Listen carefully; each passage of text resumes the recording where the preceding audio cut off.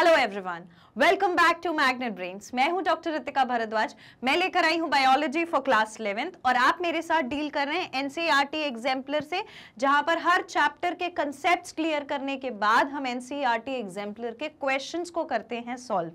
आगे बढ़ने से आज के सेशन के बारे में बताने से पहले मैं आपको ये चीज बताना चाहती हूँ कि मैग्नेट ब्रेन्स पर किंडरगार्टन से क्लास 12 तक की जो एजुकेशन है, चाहे वो एनसीईआरटी हो, सीबीएसई हो, कोई फेमस राइटर की बुक हो, सब्जेक्ट वाइज बुक हो, या फिर हिंदी मीडियम हो, इंग्लिश मीडियम हो, या फिर कॉम्पिटिटिव एग्जाम हो जैसे कि ओलंपियाड, एनटीएससी, हर चीज के लिए जो सिलेबस है वो वीडियोस के फॉर्म में फ्री ऑफ कॉस्ट अवेलेबल है।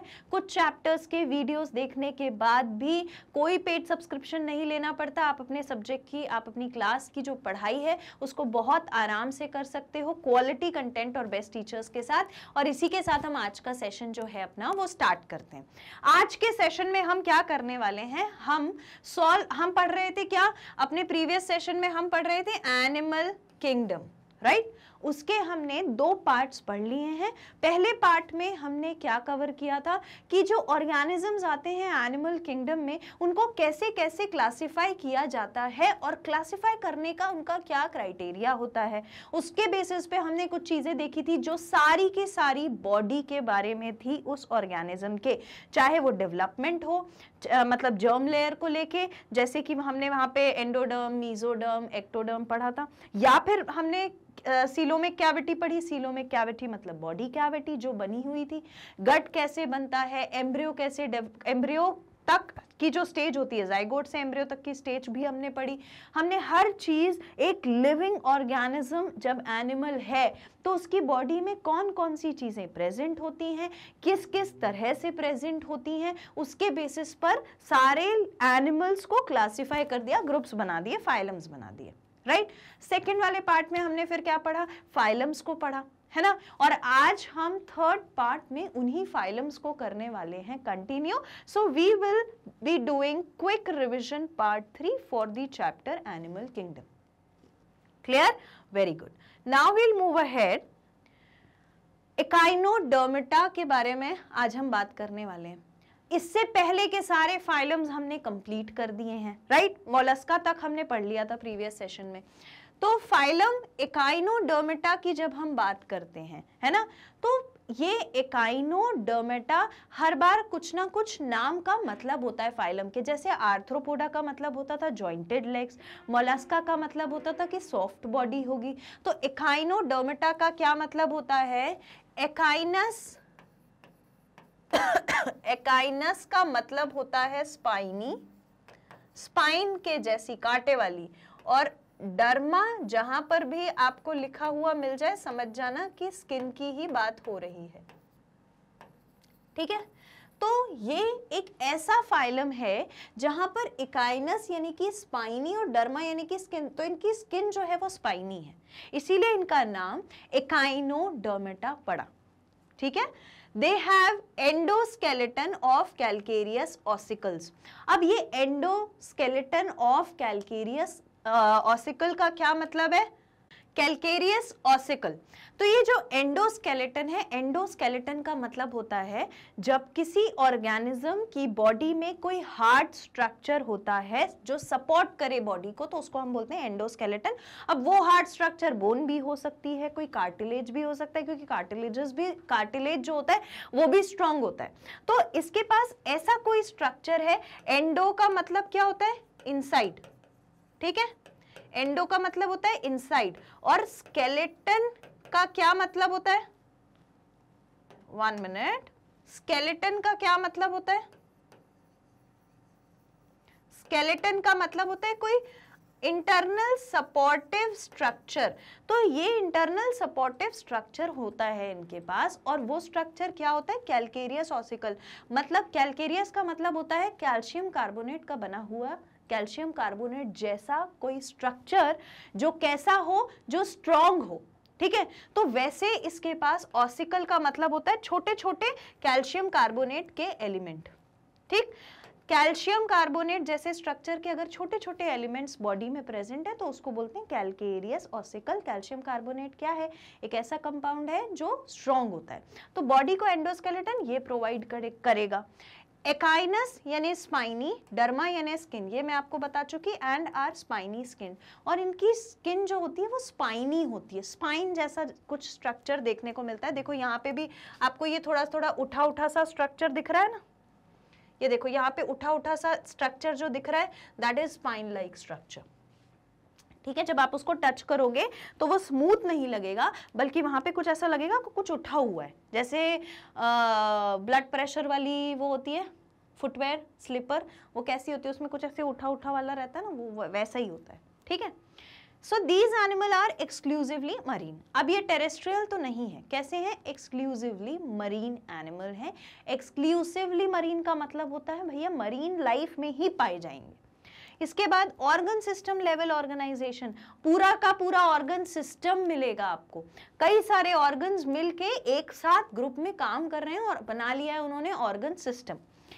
ट्रिप्लोब्लास्टिक होते हैं, तो वापस से ट्रिप्लोब्लास्टिक का मतलब मैं बता देती हूँ, प्रीवियस सेशन में हर बार हर जगह हर फाइलम में मैंने आपको ट्रिप्लोब्लास्टिक समझाया है, और इससे जो फर्स्ट इस चैप्टर का क्विक रिवीजन था वहां मैंने आपको बताया था कैसे कैसे इन फीचर्स का क्या मतलब होता है, ट्रिप्लोब्लास्टिक क्या होता है, ऑर्गन सिस्टम क्या होता है, ये सारी चीजें मैं आपको पढ़ा चुकी हूँ, ये उसी का कंटिन्यूएशन है, मैं हर बार आपको बताते चलती हूँ, फिर से बता देती हूँ। ट्रिप्लोब्लास्टिक का मतलब होता है एक लेयर ये जो कि क्या है, सबसे पहली वाली लेयर क्या कहलाती है, outer layer, outer ectoderm, middle mesoderm, inner endoderm, है ना, नाम लिख लेते हैं। सबसे बाहर वाली लेयर है एक्टोडर्म, मिडिल वाली लेयर है मीजोडर्म, अंदर वाली लेयर है एंडोडर्म। ठीक है, तो ये तीनों लेयर प्रेजेंट है इस ऑर्गेनिज्म में। इसके बाद adults are radially symmetrical and larvae are bilaterally symmetrical. इनके जो लार्वे होते हैं, जो सबसे पहले फॉर्म होते हैं, वो कैसे होते हैं, वो शो करते हैं बाइलेटरल सिमेट्री, यानी कि एक बीच की एक्सिस से जब आप लार्वा को डिवाइड करोगे ना तो वो दो इक्वल हाफ में डिवाइड हो जाएगा। लेकिन जो अडल्ट्स हैं उनके पास रेडियल सिमेट्री है। रेडियल सिमेट्री का क्या मतलब है, किसी भी एंगल से कट करो, किसी भी इमेजिनरी लाइन को बना के कहीं से भी कट करोगे तो हमेशा इक्वल पार्ट मिलेंगे। ऐसा नहीं है कि कोई एक ही एक्सिस होगी जहां से कट करने पे दो इक्वल पार्ट मिले, किसी भी एक्सिस से आप कट करिए आपको उस ऑर्गेनिज्म के दो इक्वल पार्ट्स ही मिलने वाले हैं। ठीक है, इस तरीके से बॉडी डिजाइन होता है। So that is all about the echinodermata. लेकिन डाइजेस्टिव सिस्टम कैसा होता है, डाइजेस्टिव सिस्टम कंप्लीट होता है with a ventral mouth and dorsal anus. Ventral mouth और डोर्सल एनस के साथ। इसका क्या मतलब है, इसका मतलब है वेंट्रल साइड होती है बॉडी के आगे वाली साइड, डोर्सल साइड होती है बॉडी के पीछे वाली साइड।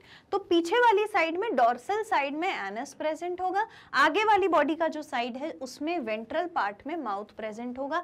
कॉपी की मार्जिन में ऊपर लिख के रख लेना, क्या लिखोगे कि वेंट्रल का मतलब क्या होता है और डोर्सल का मतलब क्या होता है। वेंट्रल का मतलब होता है front part of the body, front part of the body. Dorsal का मतलब होता है back part of the body. ठीक है, पूरा लिखना, front part of the body, back part of the body, dorsal ventral. ठीक है, डोर्सल साइड में एनस है, वेंट्रल साइड में माउथ प्रेजेंट है। और एक ऐसा फीचर जो यूनिक है इसमें, जो कहीं नहीं पाया जाता, जो कहां पाया जाता है, सिर्फ एकाइनोडर्मेटा का एक यूनिक फीचर होता है और वो होता है water vascular system. Water vascular system.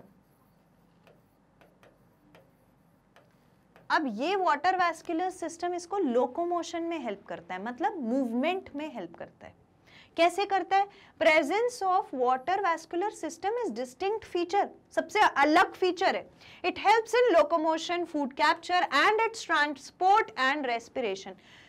एक मिडिल पोर्शन बॉडी का ऐसा होता है जहां से वाटर एंटर कर सके और पूरी बॉडी में घूमकर वापस बाहर आ सके, और जब ये वाटर पूरी बॉडी में घूमता है तो ये इसे चलने में मदद करता है, खाना खाने में मदद करता है, रेस्पिरेशन यानी गैसियस एक्सचेंज में मदद करता है, और जब ये सारी चीजें कर लेता है, जब प्रोवाइड कर देता है, अपनी तरफ से चीजें दे देता है, तो फिर बॉडी का वेस्ट लेकर बॉडी से बाहर आ जाता है। ये मतलब होता है वाटर वैस्कुलर सिस्टम का। क्या मतलब होता है वाटर वैस्कुलर सिस्टम का? ये वाटर जो है वो बॉडी में एंटर कर रहा है, जैसे ही बॉडी में वाटर एंटर करेगा तो क्या लेकर जाएगा? फूड भी लेके जाएगा, गैसेस भी लेकर जाएगा, और क्या लेके जाएगा? मूवमेंट में भी हेल्प करेगा, है ना। तो जैसे ही पानी घुसा, है ना, तो वाटर के प्रेशर की वजह से बॉडी मूव करेगी। पहली चीज तो हमने बोला लोकोमोशन। लोकोमोशन मतलब बॉडी का चलना, मूवमेंट। फूड कैप्चर, जितना भी फूड उस वाटर के थ्रू उस ऑर्गेनिज्म की बॉडी में गया है वो वाटर से फूड अब्सॉर्ब हो जाएगा, और जो गैसेस हैं वो भी अब्सॉर्ब हो जाएंगे, and it's transport and respiration. Respiration वही गैसियस एक्सचेंज के लिए।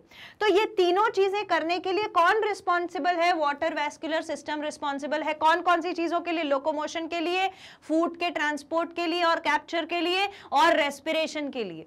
Excretory system is absent. Excretory system की जरूरत नहीं है, जो पानी अंदर गया है वो वेस्ट को लेकर बाहर आ जाएगा। इसके बाद animals are unisexual and fertilization is external. Animals unisexual होते हैं, मतलब मेल अलग है, फीमेल अलग है। एक ही ऑर्गेनिज्म में मेल और फीमेल सेक्स ऑर्गन्स प्रेजेंट नहीं होते हैं, और दी फर्टिलाइजेशन इज एक्सटर्नल, यानी कि फ्यूजन ऑफ गैमीट्स, दो मेल और फीमेल गैमीट्स का जो फ्यूजन है, मिलना है, जिसे हम फर्टिलाइजेशन बोलते हैं, जो आगे जाके जाइगोट फॉर्म करता है, वो फर्टिलाइजेशन बॉडी से बाहर अगर हो तो उसको बोलते हैं एक्सटर्नल फर्टिलाइजेशन। किसकी बॉडी से बाहर? फीमेल की बॉडी से बाहर अगर फर्टिलाइजेशन हुआ तो ये फर्टिलाइजेशन कहां हुआ होगा? डेफिनेटली वाटर में हुआ होगा भैया, मरीन एनिमल्स थे ये। Clear? Okay. Example Asterias, starfish, Antedon, Cucumaria, Ophiura, Echinus. How are we going to learn these examples? कैसे हमें एग्जाम्पल्स याद होंगे? एग्जाम्पल्स को याद करने के लिए 4 फ्रेंड्स का नाम रख लो, 4 अलग अलग फाइलम में से एक एक एग्जाम्पल का, और वैसा ही सेव कर लेना उनका नंबर। 10 बार फोन आएगा तो याद हो जाएगा, ठीक है। अब कहानी हाँ अभी खत्म नहीं हुई है, अभी बाकी है इसको देखना, ठीक है। ये समझना कि कैसे कैसे कौन कौन सी जगह पर क्या क्या प्रेजेंट है। तो आप बेसिकली एक ये सेंट्रल पोर्शन देख पा रहे हो, ठीक है। इस सेंट्रल पोर्शन में क्या क्या चीजें प्रेजेंट है, ये बहुत इंपॉर्टेंट हिस्सा है इस ऑर्गेनिज्म की बॉडी का, है ना। किसका डायग्राम पढ़ रहे हैं अपन? एस्केरियासिस यानी कि एस्टेरियास यानी कि स्टारफिश का, राइट। अब बीच का ये जो पोर्शन होता है, इस बीच के पोर्शन में इसके पास कार्डियक स्टमक है। कार्डियक स्टमक क्यों बोला है? कार्डियक स्टमक मतलब स्टमक के 3 पार्ट होते थे ना, कार्डियक, पाइलोरिक, फंडस, तो ऐसा, ठीक है। पाइलोरिक स्टमक भी है, एनस भी है, और सीव ट्यूब भी है, ठीक है। सीव प्लेट भी है, सॉरी, सीव प्लेट। ये तीनों चारों चीजें कहां प्रेजेंट है? बीच में प्रेजेंट है। काम बताऊंगी, पहले सुन लो क्या क्या प्रेजेंट है। उसके बाद ये जो अलग से ये एक आर्म है, ये दूसरा आर्म है, ये तीसरा आर्म है, ये चौथा आर्म है, ये 5वां आर्म है। यूजुअली स्टारफिश में 5 आर्म्स होते हैं, जिसकी वजह से वो रेडियल सिमेट्री शो करती है, यानी मैं इसको ऐसे कट करूं, ऐसे कट करूं, कहीं से भी कट करूं, 2 एक जैसे हिस्से मुझे मिलेंगे। और ये जो सेंट्रल पोर्शन है जिसमें इतने सारे कार्डियक स्टमक है, एनस है, पाइलोरिक स्टमक है, सीव प्लेट है, यहां पर इस पोर्शन को बोलते हैं सेंट्रल डिस्क। ये सारी चीजें कहां सिचुएटेड होती हैं? सेंट्रल डिस्क में, बीच के पोर्शन में सिचुएटेड होती हैं। अब ये जो आर्म है, इन आर्म के पास क्या होता है? आर्म के अंदर ना बहुत सारी चीजें होती है। देखो, सबसे पहले तो स्किन में गिल्स होते हैं। स्किन में गिल क्या काम करेंगे? गैसियस एक्सचेंज का काम करेंगे। आई स्पॉट सबसे कोने में होता है। मैंने आपको पिछले लेक्चर में भी बताया था कि आईज जो है वो हमेशा बॉडी के फ्रंट पोर्शन पे सिचुएटेड होती है। क्यों फ्रंट पोर्शन पे सिचुएटेड होती है? भाई यहां से दिखेगा तभी तो पूरी बॉडी काम करेगी ना, तो इसको भी वहां प्रेजेंट है जो देख सके, तभी तो पूरी बॉडी मूव करेगी। तो यहाँ पर आई स्पॉट है। फिर इसके पास ट्यूब फीट है। ट्यूब फीट का क्या मतलब है? ट्यूब इसलिए बोला गया है क्योंकि उसके अंदर वाटर फ्लो होने वाला है, तभी तो वो मूव करेगा। तो ट्यूब जैसा फीट है, वाटर इसके अंदर चला गया, वाटर ने प्रेशर दिया, ये आगे मूव कर गया, ठीक है, इसीलिए ट्यूब फीट है। इसके बाद डाइजेस्टिव ग्लैंड्स भी हैं, डाइजेशन में काम करेंगे ना, कंप्लीट डाइजेशन है इसके पास। रेडियल कैनाल है बीच में, ये वाली कैनाल। इस हर आम के अंदर, जैसे सपोजिंगली ये एक आम है, तो हर आम के अंदर एक रेडियल कैनाल होती है जो सारी चीजें ट्रांसपोर्ट कराती है। इसके बाद और क्या प्रेजेंट है? हमने ये देख लिया कि ट्यूब फीट कहलाता है, सीलोमिक कैविटी होती है, सीलोमिक कैविटी होती है, ठीक है। सीलोम क्या है? Empty space. और स्पाइन प्रेजेंट है, स्पाइन प्रेजेंट है। स्पाइनी स्किन तभी कहलाते हैं क्योंकि स्पाइन प्रेजेंट है। और गोनट्स प्रेजेंट है। गोनट्स क्या काम करते हैं? गैमीट्स बनाने का। तो ये हमारा पूरा स्ट्रक्चर है स्टारफिश का। अब मैम इसमें आपने कहा था कि वाटर एंटर कर जाता है अपनी सारी चीजें लेकर और फिर बाहर आ जाता है, तो वाटर वैस्कुलर सिस्टम इसका यूनिक फीचर है। तो वाटर इसके अंदर कहां से गया? वाटर इसके अंदर यहीं से जाता है, सेंट्रल डिस्क के थ्रू। सेंट्रल डिस्क में से ही वाटर जाता है। अभी भी कोई दिक्कत है? मैं फिर से आपको सारी चीजें बता दे रही हूं, ठीक है। एक सेंटर में डिस्क है जिसको बोलते हैं सेंटर डिस्क, जिसके पास प्रेजेंट है स्टमक। आप ये मत देखो कि स्टमक का पाइलोरिक है या कार्डियक है, हमें ये याद रखना है इसके पास स्टमक है। We are not going to study its digestive system. जब हमने ह्यूमन डाइजेस्टिव सिस्टम पढ़ा था तो हमने पढ़ा था इंटेस्टाइन के ये पार्ट्स होते हैं, स्टमक के ये पार्ट्स होते हैं, पाइलोरिक स्टमक, और उसमें फिर रिंग्स प्रेजेंट होती है कार्टिलेज की जो स्फिंक्टर कहलाती है। ये सारी चीजें पढ़ी थी ना, लेकिन उसकी जरूरत हमें यहाँ नहीं है, हम डाइजेस्टिव सिस्टम नहीं पढ़ रहे। हमें पता होना चाहिए कि बॉडी में क्या क्या प्रेजेंट है। तो बॉडी में इस सेंट्रल डिस्क में प्रेजेंट है स्टमक और वहीं पर प्रेजेंट है एनस, ठीक। उसके बाद सीव प्लेट प्रेजेंट है। सीव प्लेट क्या करेगी? रेगुलेट करके रखेगी ना इन सारी चीजों को। और ये जो सेंट्रल डिस्क का पोर्शन है ना, यहीं से वाटर एंटर कर जाता है। वाटर कहाँ एंटर करता है? फीट के अंदर। फीट कैसे है? ट्यूब फीट है। ट्यूब फीट में क्या है? एक सेंट्रल कैनाल है। सेंट्रल कैनाल कैसी होती है? ऐसी होती है, जिसमें एक्चुअली में सारी चीजें ट्रेवल करने वाली हैं। ये जो सेंटर की कैनाल है, इसी से सारी चीजें ट्रेवल करेंगी इसकी बॉडी में। और इसकी आई कहाँ प्रेजेंट है? आई स्पॉट जो है वो सबसे ऊपर वाले पोर्शन पे प्रेजेंट है। आई जो है वो यहां प्रेजेंट होती है, यहां पर प्रेजेंट होती है आई। क्यों यहां पे क्यों प्रेजेंट है आई? इसीलिए प्रेजेंट है यहां पे क्योंकि भैया मूव तो आगे से जब दिखेगा तभी तो वो मूव करेगा, और मूव भी वाटर की मदद से करेगा। खाना भी वाटर लेके जाएगा, एक्सक्रीटरी प्रोडक्ट भी लेके आ जाएगा। और कहाँ है ये सब? सेंट्रल डिस्क में प्रेजेंट है। स्पाइन होते हैं, बॉडी पे ऐसे कांटे कांटे उठे हुए दिखते हैं। ट्यूब फीट है, डाइजेस्टिव ग्लैंड है, आई स्पॉट बता दिया। स्किन गिल है, स्किन में ही गिल्स हैं जो क्या कर सकते हैं? Gaseous exchange. हालांकि जो गैसियस एक्सचेंज है, जो रेस्पिरेशन है, वो वाटर के थ्रू ही हो जा रहा है। क्लियर? तो ये एक्स्ट्रा चीज है इसके पास, एक unique feature water vascular system होने का। क्लियर हो गया? Okay, so that is all about the echinodermata. इतनी बातें हमें एकाइनोडर्मेटा के बारे में याद रखनी है। अच्छा, अब मैं आपको एक चीज बता देती हूँ। फाइलम हम पढ़ ही रहे हैं, अभी तक भी फाइलम पढ़ चुके हैं। तो अब मेरा ये मकसद है, आपको पैटर्न समझ में आ गया होगा कि अगर आपसे किसी भी फाइलम में क्वेश्चन पूछा गया है तो आपको क्या क्या लिखकर आना है। There is a list of certain things, there is a list of certain features which you need to mention in the answer. And what are those characters? हमें क्या क्या मेंशन करना होगा अगर हमको आंसर लिखना है, ठीक है। वो देखो, हमें क्या क्या लिखना होगा अगर हमको आंसर मेंशन करना है, तो बताओ क्या क्या लिखोगे? सोच लिया? अभी इतनी बार लिख तो चुके हैं, है ना। देखो क्या क्या लिखोगे। सबसे पहले लिखोगे, पहले तो फाइलम का नाम लिख दिया, ठीक है, कि किस फाइलम के बारे में आप बात कर रहे हो उसका नाम लिख दिया, ठीक है।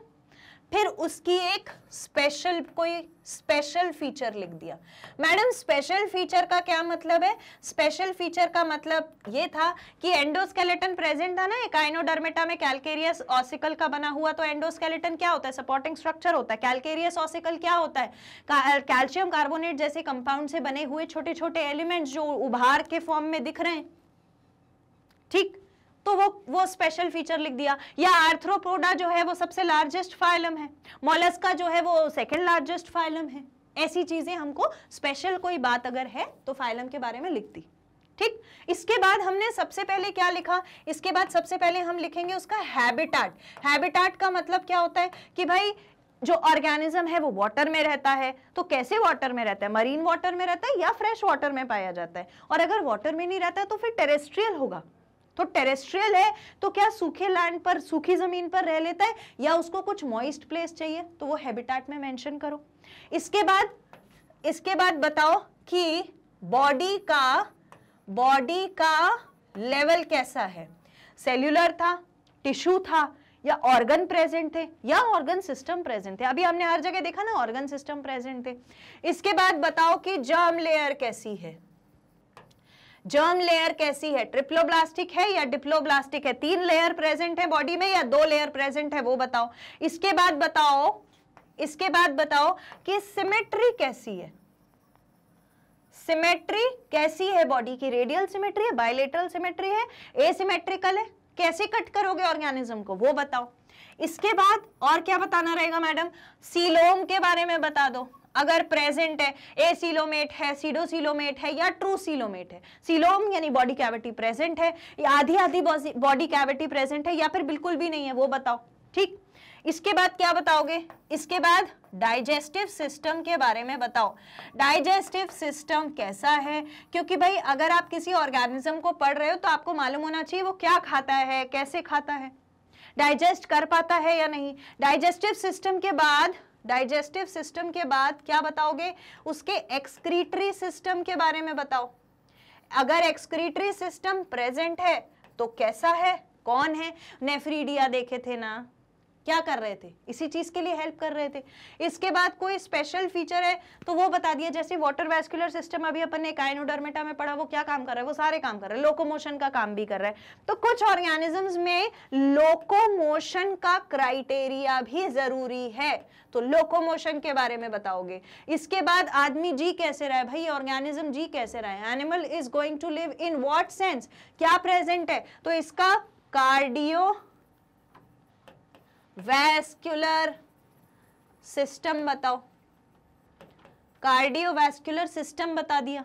ठीक है, ओपन टाइप था, क्लोज्ड टाइप था, हीमोसाइनिन प्रेजेंट था, प्रोटीन जो कॉन्जुगेट करे, जो मिल सके ऑक्सीजन के साथ, या फिर ब्लड प्रेजेंट था, या क्या प्रेजेंट था, हीमोलिम्फ प्रेजेंट था, वो बताना पड़ेगा। ठीक है, तो ये सारी चीजें बता दी। इसके बाद क्या बताओगे, जहां तक है अगर आपने ये 8-9 चीजें लिख दी तो आपको मैक्सिमम मार्क्स ऑब्टेन करने का क्राइटेरिया मिल गया है। और लेट मी टेल यू, एक एक वर्ड इनके बारे में लिखोगे ना वो भी बहुत है। हैबिटेट में लिख दो फ्रेश वाटर, बॉडी लेवल लिख दो, सेल्यूलर है, टिश्यू है, ऑर्गन है, जर्म लेयर बता, एक एक वर्ड भी लिख दोगे ना तो समझ में आ जाएगा फाइलम के लिए। और अपने नोट्स में भी ऐसा ही लिखना है। मैं आपके लिए पूरा क्यों लाई हूं, मुझे आपको समझाना है एक एक बात। जब आप पढ़ लोगे, अपने नोट्स प्रॉपर बना लोगे और उसके बाद जब आप रिवीजन करोगे ना तो वहां पे बस ऐसे पॉइंट्स लिख के रिवाइज कर लो। अच्छा है, काइनोडर्मेटा में ये होता है, वो होता है, हाँ ठीक है, लोकोमोशन के लिए अलग से यूनिक फीचर है, water vascular system, cardiovascular system, तो ऐसा था। अब इसके बाद अगर कुछ बचता है, एक्सक्रीटरी हो गया, हाँ आई के बारे में कभी कभी बताना होता है, यानी कि बॉडी पार्ट्स के बारे में। जैसे हमने उसमें पढ़ा था ना, हेड, थोरैक्स और फीट होते हैं, राइट। तो बॉडी पार्ट्स बता दो, हेड है तो कैसा है, बीच का जैसे मोलस्का में हमने पढ़ा था मेंटल होता है तो वो बता दो। और उसके बाद फीट कैसे हैं, मस्कुलर फीट है या फिर ट्यूब फीट है। इससे पहले मोलस्का में कैसे फीट थे, मस्कुलर फीट थे, ऐसे ऐसे मस्कुलर फीट पड़े थे ना, ऐसे ऐसे फीट्स थे। लेकिन जब हम एकाइनोडर्मेटा के पास आए तो उसके पास ऐसे फीट थे, ठीक है, ऐसे फीट थे, ट्यूब जैसे थे। क्लियर, तो वो बता देना है कि बॉडी पार्ट्स कैसा है। और इतना बताने के बाद आखिरी में जो सबसे ज्यादा जरूरी है वो है एग्जाम्पल। एग्जाम्पल के बिना दुनिया अधूरी है, ठीक है। So this is the way in which you are going to write the answers. किसी भी फाइलम के बारे में एटलीस्ट ये सारी बातें हमें पता होनी चाहिए और मैं आपको यही सारी बातें पढ़ाते आ रही हूं। ठीक है, क्लियर हो गया। आप इस चीज को अपना जो रिव्यू जैसा एक बना के रख लो, ठीक है, कि हमें क्या क्या लिखना है ना। तो इसको अलग से बना के चैप्टर के स्टार्टिंग में ही लगा लेना। Take a screenshot and write this. लिख लिया? Very good. Now we will move ahead. हमने सारी बातें कंप्लीट कर ली एकाइनोडर्मेटा के बारे में, है ना। एकाइनोडर्मेटा कंप्लीट हो गया, ये कंप्लीट हो गया, ठीक। क्या क्या सिस्टम है। अब हम मूव ऑन करेंगे हेमिकॉर्डेटा के पास। हेमिकॉर्डेटा जो होता है उसकी एक खास बात ये होती है कि this phylum was kept under Chordata. इस फाइलम को किसमें रखा गया था? इस फाइलम को रखा गया था कॉर्डेटा में, ठीक है, एज अ सब फाइलम। सब फाइलम की तरह बोल दिया गया था कि कॉर्डेटा का ही तुम एक पार्ट हो, Hemichordata. So but now is made a separate phylum under non-chordates। पर अब इसको non-chordates में अलग से एक फाइलम बना दिया गया। That is all about Hemichordata. और जब ऐसा हुआ तो हमें इन दोनों के कॉर्डेट और नॉन कॉर्डेट के बारे में भी तो पता होना चाहिए। Let's start with that. Let's start with the chordates and non chordates. So first we will talk about the chordates. सबसे पहले हम बात करेंगे कॉर्डेट्स के बारे में, ठीक है। कॉर्डेट्स जो हैं उनको भी, कॉर्डेट्स एक ऐसा ग्रुप है जिसके अलग अलग कई सारे ग्रुप्स हैं, राइट, जिसको हम सब फाइलम्स बोलते हैं। क्लियर? तो ये जो कॉर्डेट्स हैं इनके कई सारे डिवीजन हैं। आप ये समझ लीजिए कि जितना भी अपन ने एनिमल किंगडम में पढ़ा है कि इतने किंगडम्स में, एनिमल किंगडम में कितने फाइलम्स हैं, हमने हर फाइलम के बारे में पढ़ा। लेकिन हम अगर कॉर्डेट्स को पढ़ने जाएं, so you know chordate is itself having an number of features and phylums. और हो भी क्यों नहीं, क्योंकि जो कॉर्डेट्स हैं उनमें proper organ system of organization देखा जाता है। ऑर्गन सिस्टम ऑफ ऑर्गेनाइजेशन से क्या होता है कि एडवांसमेंट आता है। ऑर्गन सिस्टम ऑफ ऑर्गेनाइजेशन, अब अगर हम हमारी बात करें तो हमारे पास डाइजेस्टिव सिस्टम है, एक्सक्रीटरी सिस्टम है, नर्वस सिस्टम है, पेरिफेरल नर्वस सिस्टम है, विसरल नर्वस सिस्टम है। तो हमारे पास कितने सारे सिस्टम्स काम कर रहे हैं, राइट। और वो सिस्टम्स एक दिन में तो आए नहीं होंगे, और इन सारे सिस्टम्स के पीछे बहुत बड़ा एक नेटवर्क है, राइट, सिस्टम का, ऑर्गन्स का। और ये जो नेटवर्क है ये हर एक के लिए अलग अलग हुआ करता था, ठीक। तो अब जो मैं आपको क्लासिफिकेशन बताने जा रही हूं, ये क्लासिफिकेशन आपको कहीं नहीं मिलने वाला। Mind it, you will not find this exact classification anywhere. इससे ज्यादा डिटेल्ड क्लासिफिकेशन आपको कहीं नहीं मिलेगा। तो आप अपने पेन पेंसिल कॉपी लेकर के इसको मेरे साथ नोट करते जाइए। कोशिश करिएगा that you use different colour of pen and pencil so that it is easy for you to identify when you study it yourself. Clear? तो सबसे पहले हम किसकी बात कर रहे हैं? सबसे पहले हम बात कर रहे हैं कॉर्डेट्स की, ठीक है। तो ये जो ग्रुप था कॉर्डेटा, ये जो ग्रुप था कॉर्डेटा, इसको ब्रॉडली दो ग्रुप्स में डिवाइड किया गया था। कॉर्डेटा को ब्रॉडली दो ग्रुप्स में डिवाइड किया गया था। और वो दोनों ग्रुप्स क्या थे वो देखिए। वो दोनों ग्रुप्स थे, पहला ग्रुप था एक्रेनियम वाला। एक्रेनियम का क्या मतलब होता है? क्रेनियम का मतलब होता है वो कैविटी जिसमें हमारा हेड का स्ट्रक्चर होता है, ये क्रेनियम है, ठीक है। तो एक थे जिनके पास क्रेनियम नहीं था, एक थे जिनके पास क्रेनियम था, ठीक है। तो हमने इन्हें दो ग्रुप में डिवाइड किया, एक्रेनिएटा,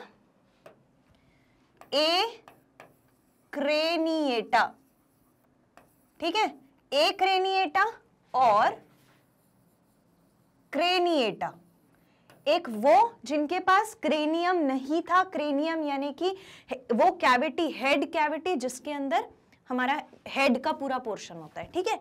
तो क्रेनियम एक के पास नहीं था, और नहीं था तो ए अगर किसी वर्ड के आगे लगाओ तो वो कहलाता है एब्सेंट है। क्रेनियम एब्सेंट था एक ग्रुप में, एक ग्रुप में क्रेनियम प्रेजेंट था। अब ये जो एक ग्रुप है जिसके पास क्रेनियम नहीं है, वो फिर से दो टाइप के थे, ठीक है। अब अगर क्रेनियम नहीं था तो क्या रहा होगा उनके पास, सोचो। हम कॉर्डेटा की बात कर रहे हैं। कॉर्डेटा किसके रिस्पेक्ट में बोला जाता है? नोटोकॉर्ड के रिस्पेक्ट में बोला जाता है। यानी नोटोकॉर्ड जिनके पास है अपन उसी को कॉर्डेट्स बोलते हैं, और जिनके पास नोटोकॉर्ड नहीं है उसको नॉन कॉर्डेट्स बोलते हैं। तो कौन से ऑर्गेनिजम्स हैं जिनके पास नोटोकॉर्ड है, हम वही पढ़ रहे हैं, और उनमें किस किस टाइप की नोटोकॉर्ड है वो पढ़ रहे हैं। नोटोकॉर्ड जो होती है उसका एक्चुअली मतलब क्या होता है? नोटोकॉर्ड क्या करती है, जिस भी ऑर्गेनिज्म में प्रेजेंट रहती है एक रॉड लाइक बोनी स्ट्रक्चर होता है जो यूजुअली डॉर्सल साइड यानी back side of the body पर सिचुएटेड होता है, और वो एक नोटोकॉर्ड ऐसा स्ट्रक्चर है जो बाकी सारे स्ट्रक्चर्स को अलाइन करके रखता है और फिर उनमें कोऑर्डिनेशन करवाता है। तो नोटोकॉर्ड एक्रेनिएटा के पास थी। कैसी थी एक्रेनिएटा के पास नोटोकॉर्ड? कैसी थी? देखिए ऐसी थी कि इसने फिर दो ऑर्गेनिजम्स में डिवाइड किया। एक ऑर्गेनिज्म ऐसा जिसकी लाइफ में सिर्फ लार्वा वाली स्टेज पर लार्वा की टेल में ही नोटोकॉर्ड हुआ करती थी और इसके अलावा कहीं नहीं हुआ करती थी।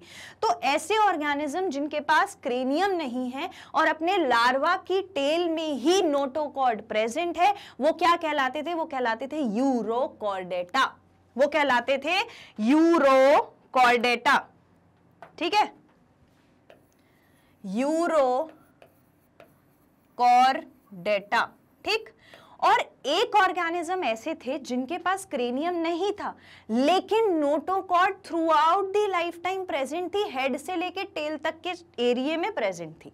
तो एक तो था जिसमें सिर्फ लार्वा की टेल में प्रेजेंट थी नोटोकॉर्ड, एक स्ट्रक्चर ऐसे था जिसमें हेड से लेके टेल तक नोटोकॉर्ड प्रेजेंट थी लाइफ टाइम में।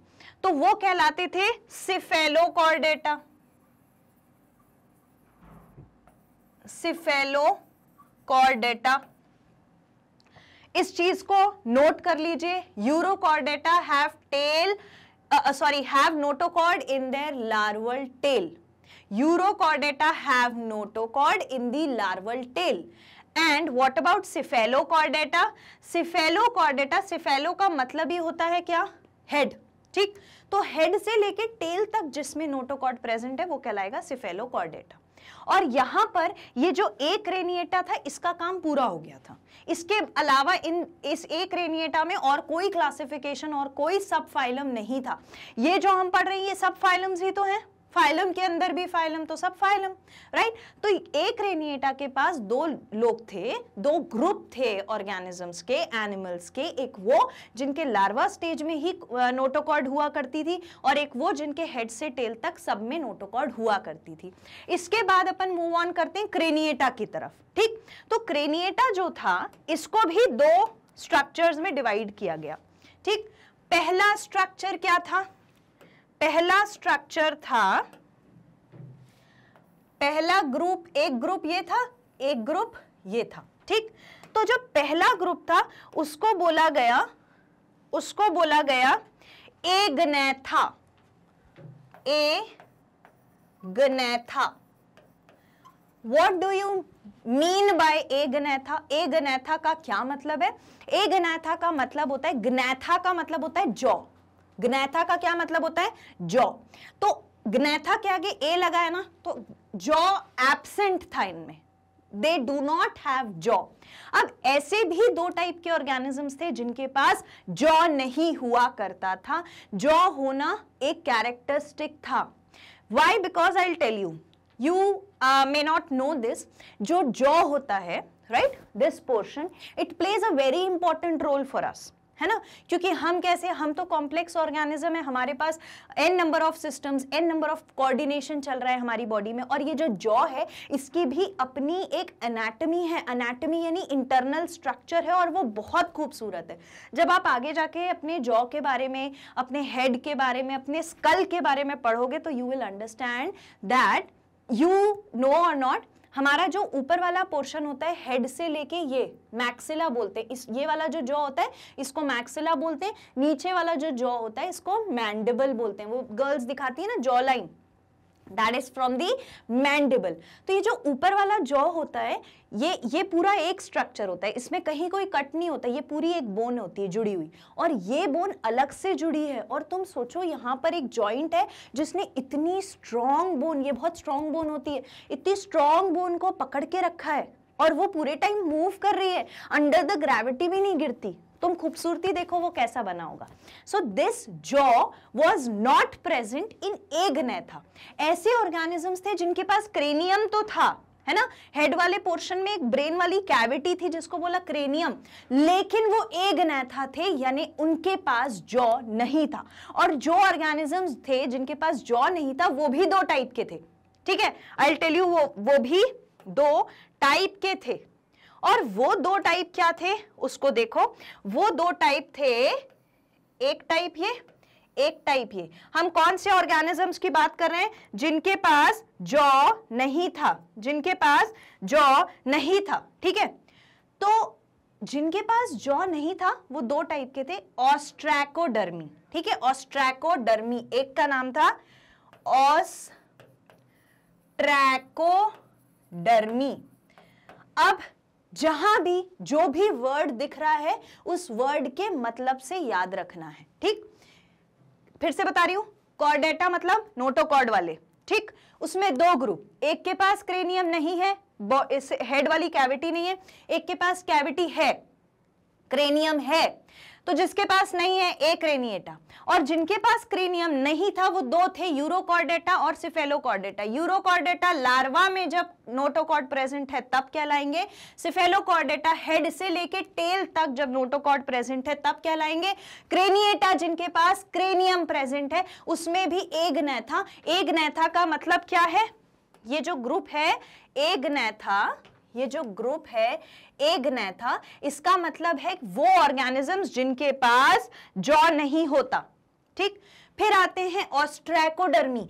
ऑस्ट्रा का मतलब होता है बोन, ठीक है, ऑस्ट्रा का मतलब होता है बोन। जो बोन के सेल्स होते हैं उनको हम क्या बोलते हैं? ऑस्टियोसाइट्स बोलते हैं ना। तो ऑस्टियो का मतलब ही होता है बोन और डर्मी का मतलब होता है स्किन। डर्मा का मतलब होता है स्किन, ठीक।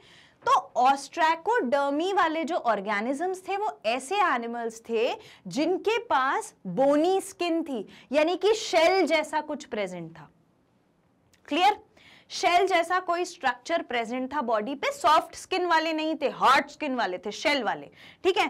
तो ये चीज लिख ली ऑस्ट्रैकोडर्मी के लिए, ये चीज ऑस्ट्रैकोडर्मी के नीचे नोट कर लो। कर लिया? Okay, very good. Now listen to this. जो दूसरा ग्रुप था वो क्या कहलाता था? दूसरा ग्रुप कहलाता था साइक्लोस्टोमेटा। क्या कहलाता था? साइक्लोस्टोमेटा।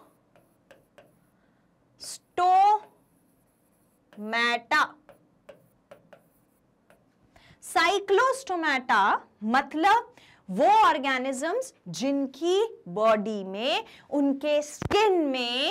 उनके स्किन में सॉफ्टनेस थी, बोन नहीं थी, सॉफ्ट स्केलेटन, सॉफ्ट एंडोस्केलेटन था। साइक्लोस्टोमेटा वो ऑर्गेनिज्म जिनके पास जॉ नहीं है लेकिन सॉफ्ट बॉडीड है। ऑस्ट्रैकोडर्मी वो ऑर्गेनिज्म जिनके पास जॉ नहीं है लेकिन हार्ड बॉडी वाले, बोनी स्ट्रक्चर प्रेजेंट है, वहां पर सॉफ्ट स्ट्रक्चर प्रेजेंट था, ठीक है। तो एग्नेथा की कहानी पूरी हो गई। क्रेनिएटा डिवाइडेड था, एग्नेथा, और दूसरा जो इसका टाइप था उसका नाम था ग्नैथोस्टोमेटा। ग्नैथा इज फॉर जॉ, ठीक, और stomata is for mouth. Mouth के पास जॉ है तो इट इज ग्नैथोस्टोमेटा, ठीक। अब ये जो ग्नैथोस्टोमेटा थे इनको भी डिवाइड किया गया, मैं इसको भी बॉक्स में डाल देती हूं। ये ग्नैथोस्टोमेटा को भी डिवाइड किया गया दो ग्रुप्स में, और वो ग्रुप्स क्या थे? वो ग्रुप्स थे, पहला था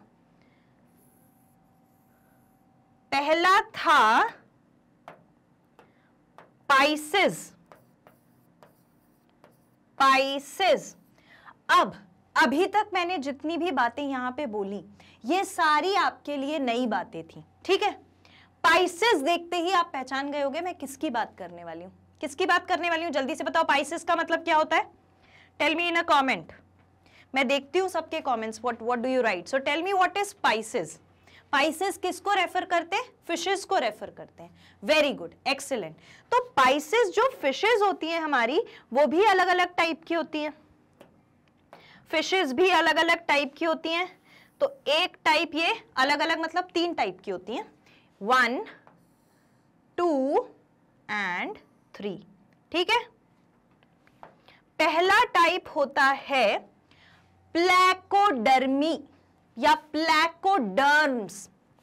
पहला टाइप होता है प्लैकोडर्मी, ठीक, प्लैकोडर्म।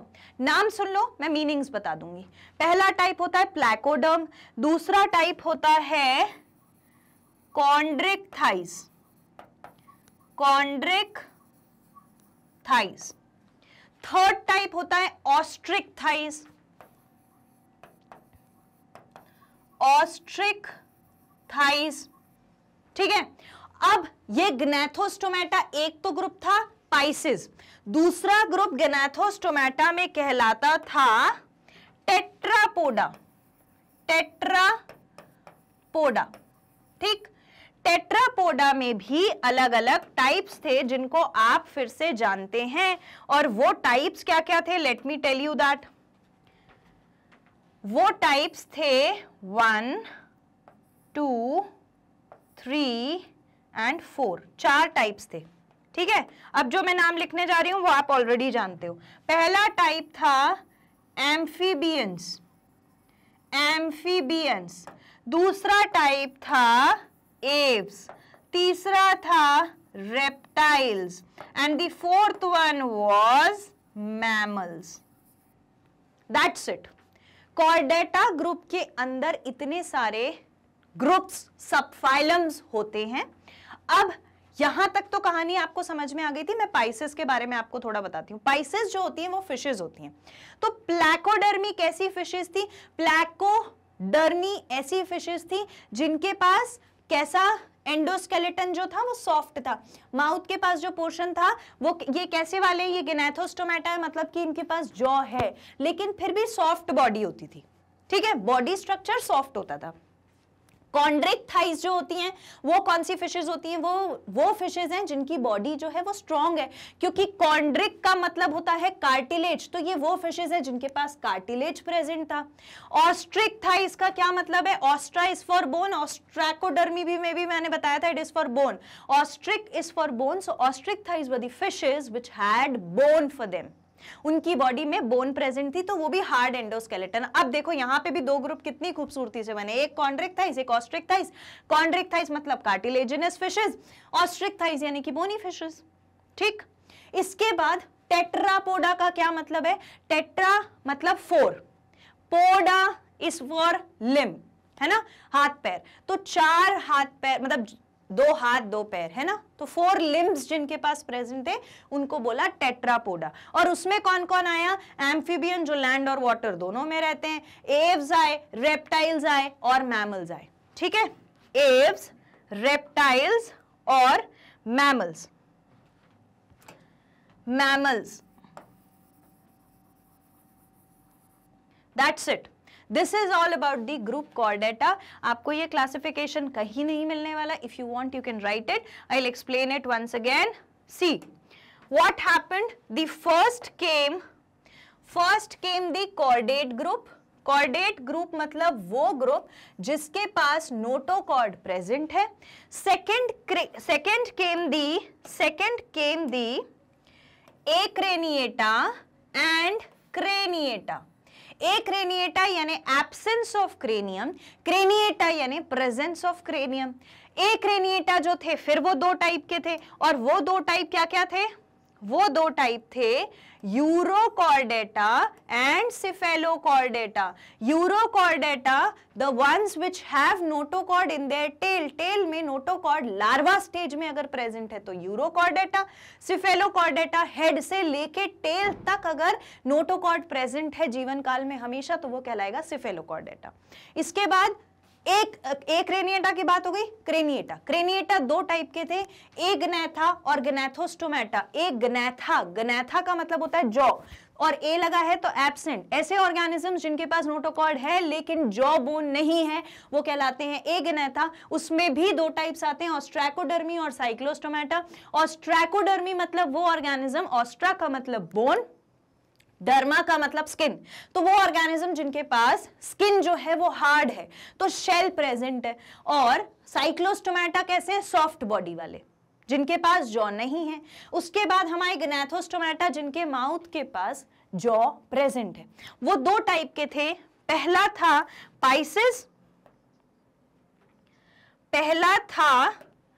पाइसेस और दूसरा था टेट्रापोडा। पाइसेस और Tetrapoda. Pisces is used for fishes. तो फिशेस कितने प्रकार की होती हैं, फिशेस तीन प्रकार की होती हैं। पहला होता है प्लैकोडर्म, प्लैकोडर्म मतलब सॉफ्ट बॉडी वाली फिशेस। कॉन्ड्रिक थाइज यानी क्या, कार्टिलेज वाली फिशेस जिनके पास कार्टिलेजिनस बॉडी स्ट्रक्चर है। ऑस्ट्रिक थाइज यानी ऑस्ट्राइज फॉर बोन, तो वो फिशेस जिनके पास बोन प्रेजेंट है, बोनी फिशेस, ठीक। टेट्रापोडा, टेट्रा मतलब four, poda is for limb, चार लिम्ब जिनके पास प्रेजेंट हैं। वो ऑर्गेनिज्म भी चार टाइप के हैं, amphibian, Aves, reptiles and mammals. Clear हो गया? That is all about the classification of chordates. Take a screenshot for this. जहां जहां जो जो डिटेल्स मैंने बताई हैं उसको मेंशन कर लीजिए. Take a screenshot. Okay, done? Very good. Now we'll move on to chordates and non chordates. अब हम ये समझ गए कि कॉर्डेट्स कितने टाइप के हुआ करते थे। अब हम बात करेंगे किसकी, कॉर्डेट्स और नॉन कॉर्डेट्स की। तो जो कॉर्डेट्स होते हैं डेफिनेटली वो ऐसे ऑर्गेनिज्म है जिनके पास क्या प्रेजेंट है, नोटोकॉर्ड प्रेजेंट है। नोटोकॉर्ड क्या है, रॉड लाइक स्ट्रक्चर जो यूजुअली डॉर्सल साइड में प्रेजेंट होती है। अगर मैं एक ऑर्गेनिज्म का बॉडी स्ट्रक्चर बनाऊं, ठीक है, अगर मैं बॉडी स्ट्रक्चर बनाऊं तो बॉडी में नोटोकॉर्ड पता है कहां प्रेजेंट होगी, नोटोकॉर्ड यहां प्रेजेंट होगी। क्यों है यहां प्रेजेंट, जो पीछे वाला ये बैक पोर्शन है ना, ये डॉर्सल पोर्शन है, ये लोअर पोर्शन है, सामने वाला ये वेंट्रल पोर्शन है। तो डॉर्सल पोर्शन पे ही क्या प्रेजेंट होती है, डॉर्सल पोर्शन पे ही प्रेजेंट होती है नोटोकॉर्ड, ठीक है। नोटोकॉर्ड काम क्या करती है, नोटोकॉर्ड काम करती है कोऑर्डिनेशन का between different parts, different organs, different system of the body. तो कॉर्डेट्स के पास नोटोकॉर्ड है, कोई कंफ्यूजन नहीं, नॉन कॉर्डेट्स के पास नोटोकॉर्ड नहीं होती है, ठीक। लेकिन जो कॉर्डेट्स होते हैं उनमें कैसी नोटोकॉर्ड होती है, central nervous system include single dorsal hollow nerve cord, एक ही सिंगल डॉर्सल पीछे की तरफ नर्व कॉर्ड होती है। नॉन कॉर्डेट्स में वैसे नर्व कॉर्ड नहीं होती है, पर अगर इन केस कभी प्रेजेंट किसी में हुई तो वो कैसी होती है, इंक्लूड्स अ डबल, दो नर्व सेल के स्ट्रक्चर्स देखने को मिलते हैं, दो नर्व सेल के स्ट्रक्चर्स देखने को मिलेंगे अगर प्रेजेंट हुई बाय चांस, ठीक है। नेक्स्ट, कॉर्डेट्स जो होते हैं उनमें हार्ट वेंट्रली सिचुएटेड होता है, हीमोग्लोबिन इज प्रेजेंट इन इराइथ्रोसाइट्स। अब आपको पता है इसका लॉजिक क्या है कि हार्ट वेंट्रल साइड पे क्यों होता है। हमारा हार्ट कहाँ प्रेजेंट है, हमारा हार्ट भी तो चेस्ट कैविटी में प्रेजेंट है ना, क्लेंज्ड फिस्ट शेप का होता है। Class 10th, life processes, circulatory system, याद आ गया। अब हार्ट हमारा दो लंग्स के बीच में सिचुएटेड है, आगे की साइड, पीछे की साइड तो नहीं होता ना, आगे की ही साइड क्यों होता है, पीछे की साइड बॉडी में डॉर्सल साइड प्रेजेंट है हमारी स्पाइनल कॉर्ड और vertebral column. Spinal cord the one which is connected to the brain, ठीक है, वर्टिब्रल कॉलम उसको प्रोटेक्ट करने के लिए होते हैं, स्पाइनल कॉर्ड को, बोनी स्ट्रक्चर।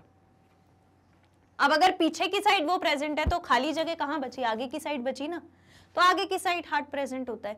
जहां हमने ये कह दिया कि नोटोकॉर्ड डॉर्सल साइड पीछे की साइड में प्रेजेंट है। आप देखो अभी मैंने जो डायग्राम बनाया था वो कैसा था, अभी मैंने जो डायग्राम बनाया था मैंने बोला था ये एक ऑर्गेनिज्म है और यहाँ पर प्रेजेंट है नोटोकॉर्ड, तो जगह खाली तो यहीं बचती है, ये वेंट्रल पोर्शन है तो यहाँ हार्ट रख दिया। कौन सा रॉकेट साइंस है जो नहीं समझ में आया? अगर नोटोकॉर्ड पीछे की साइड बॉडी में प्रेजेंट है तो हार्ट आगे की साइड ही होगा। अब यहाँ पे क्या है ना कि नोटोकॉर्ड थी नहीं, नॉन कॉर्डेट्स हैं, तो ये डॉर्सल साइड में इनका हार्ट होता है। Pharynx is perforated by gill slits. Pharynx के पास गिल स्लिट्स होते हैं, ठीक है। Gill slits are absent in non chordates. Gill slits क्या होते हैं? Open pore like structure which is used for exchange of gases. Okay. Post anal tail is present at some stages of life. कभी कभी post anal tail present होती है जो notochord से ही बनती है। क्योंकि नोटोकॉर्ड से ये स्ट्रक्चर बन रहा है इसीलिए भाई ये पोस्ट एनाल टेल प्रेजेंट है, यहां पर पोस्ट एनाल टेल एब्सेंट है। बात समझ में आ गई? That is all about the chordates and non chordates. Classification मैंने आपको बहुत अच्छे से समझा दिया है। अब हम सब फाइलम पर आते हैं और बात करते हैं सिफेलोकॉर्डेटा की। ये कौन है सिफेलोकॉर्डेटा? ये सिफेलोकॉर्डेटा ये है जिनकी बात हम करने वाले हैं। वो कौन है? वो ये वाले स्ट्रक्चर है, ये वाले, ठीक है। ये वाला जो स्ट्रक्चर है जिसके पास कैसे थे? क्रेनियम था क्या? क्रेनियम नहीं था ना, तो क्रेनियम जिनके पास नहीं है वो वाले सिफेलोकॉर्डेट्स की हम बात कर रहे हैं, ठीक है। तो ये जो सिफेलोकॉर्डेट्स हैं ये कैसे होते हैं इनके बारे में पढ़ते हैं। वैसे तो हमें देखो आधी चीज समझ में आ गई। एनिमल्स आर एक्सक्लूसिवली मरीन, पानी में रहने वाले होते हैं। Notochord extend from anterior end to the posterior end it persist throughout the life. मैंने आपसे बोला था सिफेलोकॉर्डेटा के पास ये जो लिखा है ना एंटीरियर एंड से posterior end, head to tail है ये हेड में से लेकर टेल तक प्रेजेंट है, ठीक है, और through out the life present है। एग्जाम्पल हो गया ब्रैंकियोस्टोमा एम्फियोक्सस। हाँ, एक चीज जो याद करने की है वो है एग्जाम्पल्स, क्योंकि वो नाम नए हैं, बाकी सारे नाम समझने वाले हैं। सिफेलो का मतलब ही होता है हेड, कॉर्डेटा का मतलब ही है नोटोकॉर्ड। तो इतना तो हमें याद रहेगा ना, ये तो हम समझ ही गए, इतना तो हम लिख ही आएंगे। पानी में रहने वाले ऐसे ऑर्गेनिज्म जिनमें सिफेलो मतलब हेड से लेके टेल तक नोटोकॉर्ड प्रेजेंट है थ्रू आउट द लाइफ।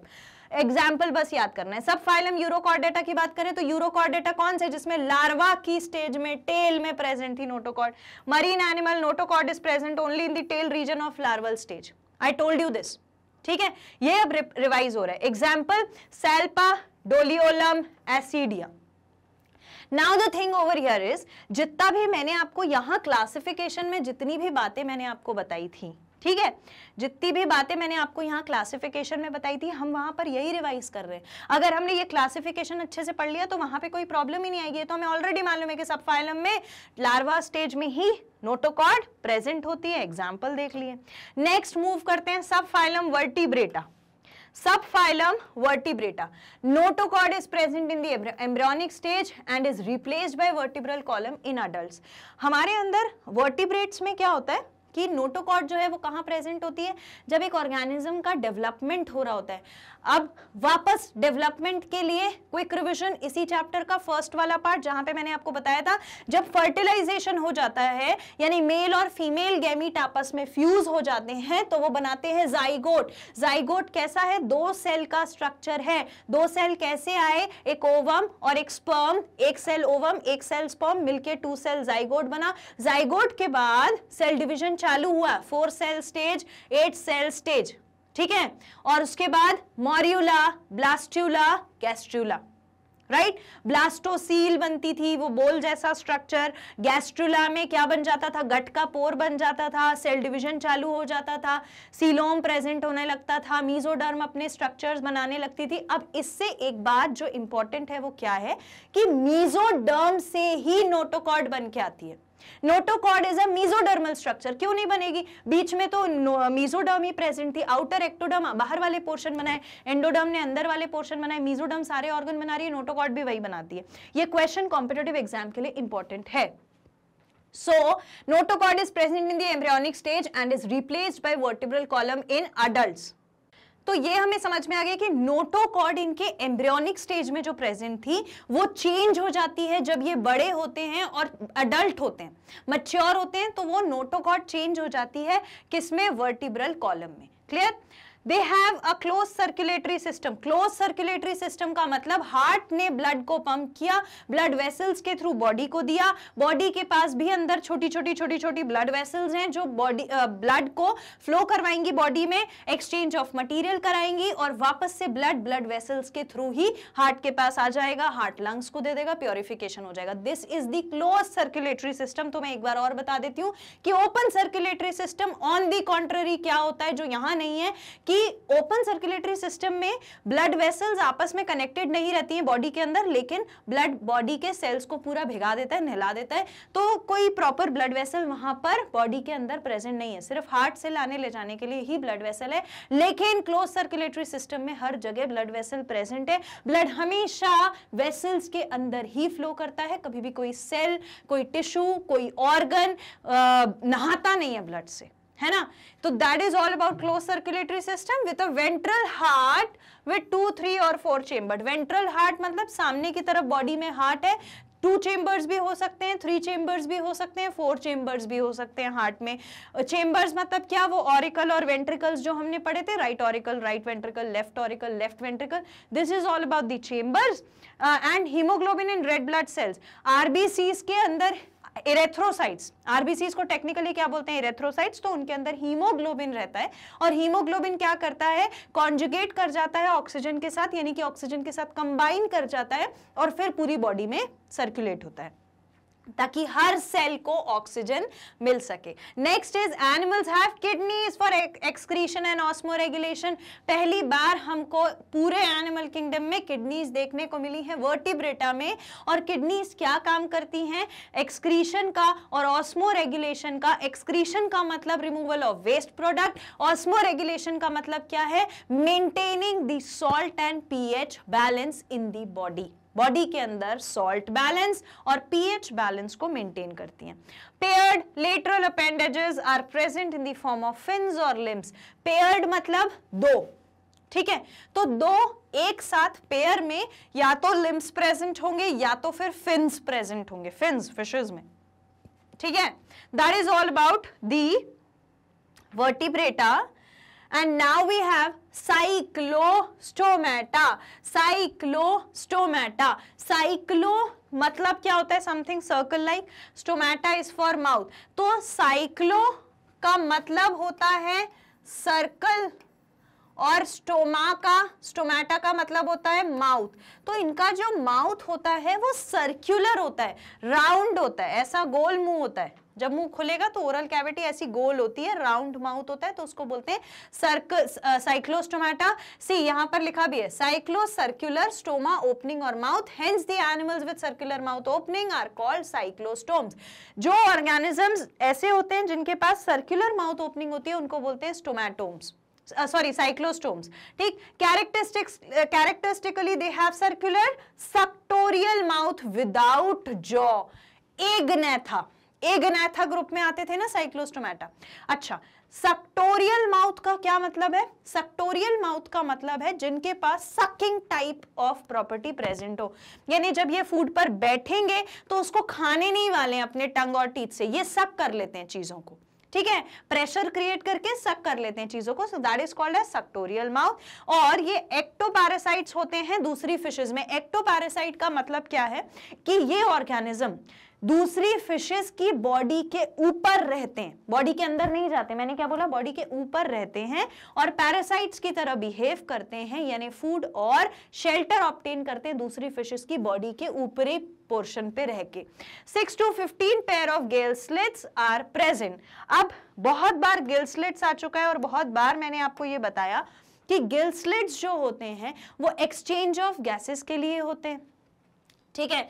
तो जब आप इन ऑर्गेनिजम्स की बॉडी को देखोगे, सपोजिंगली कि ये बॉडी का आगे का हिस्सा है, ठीक है, फ्रंट पोर्शन है, हम साइक्लोस्टोमाटा की बात कर रहे हैं, है ना?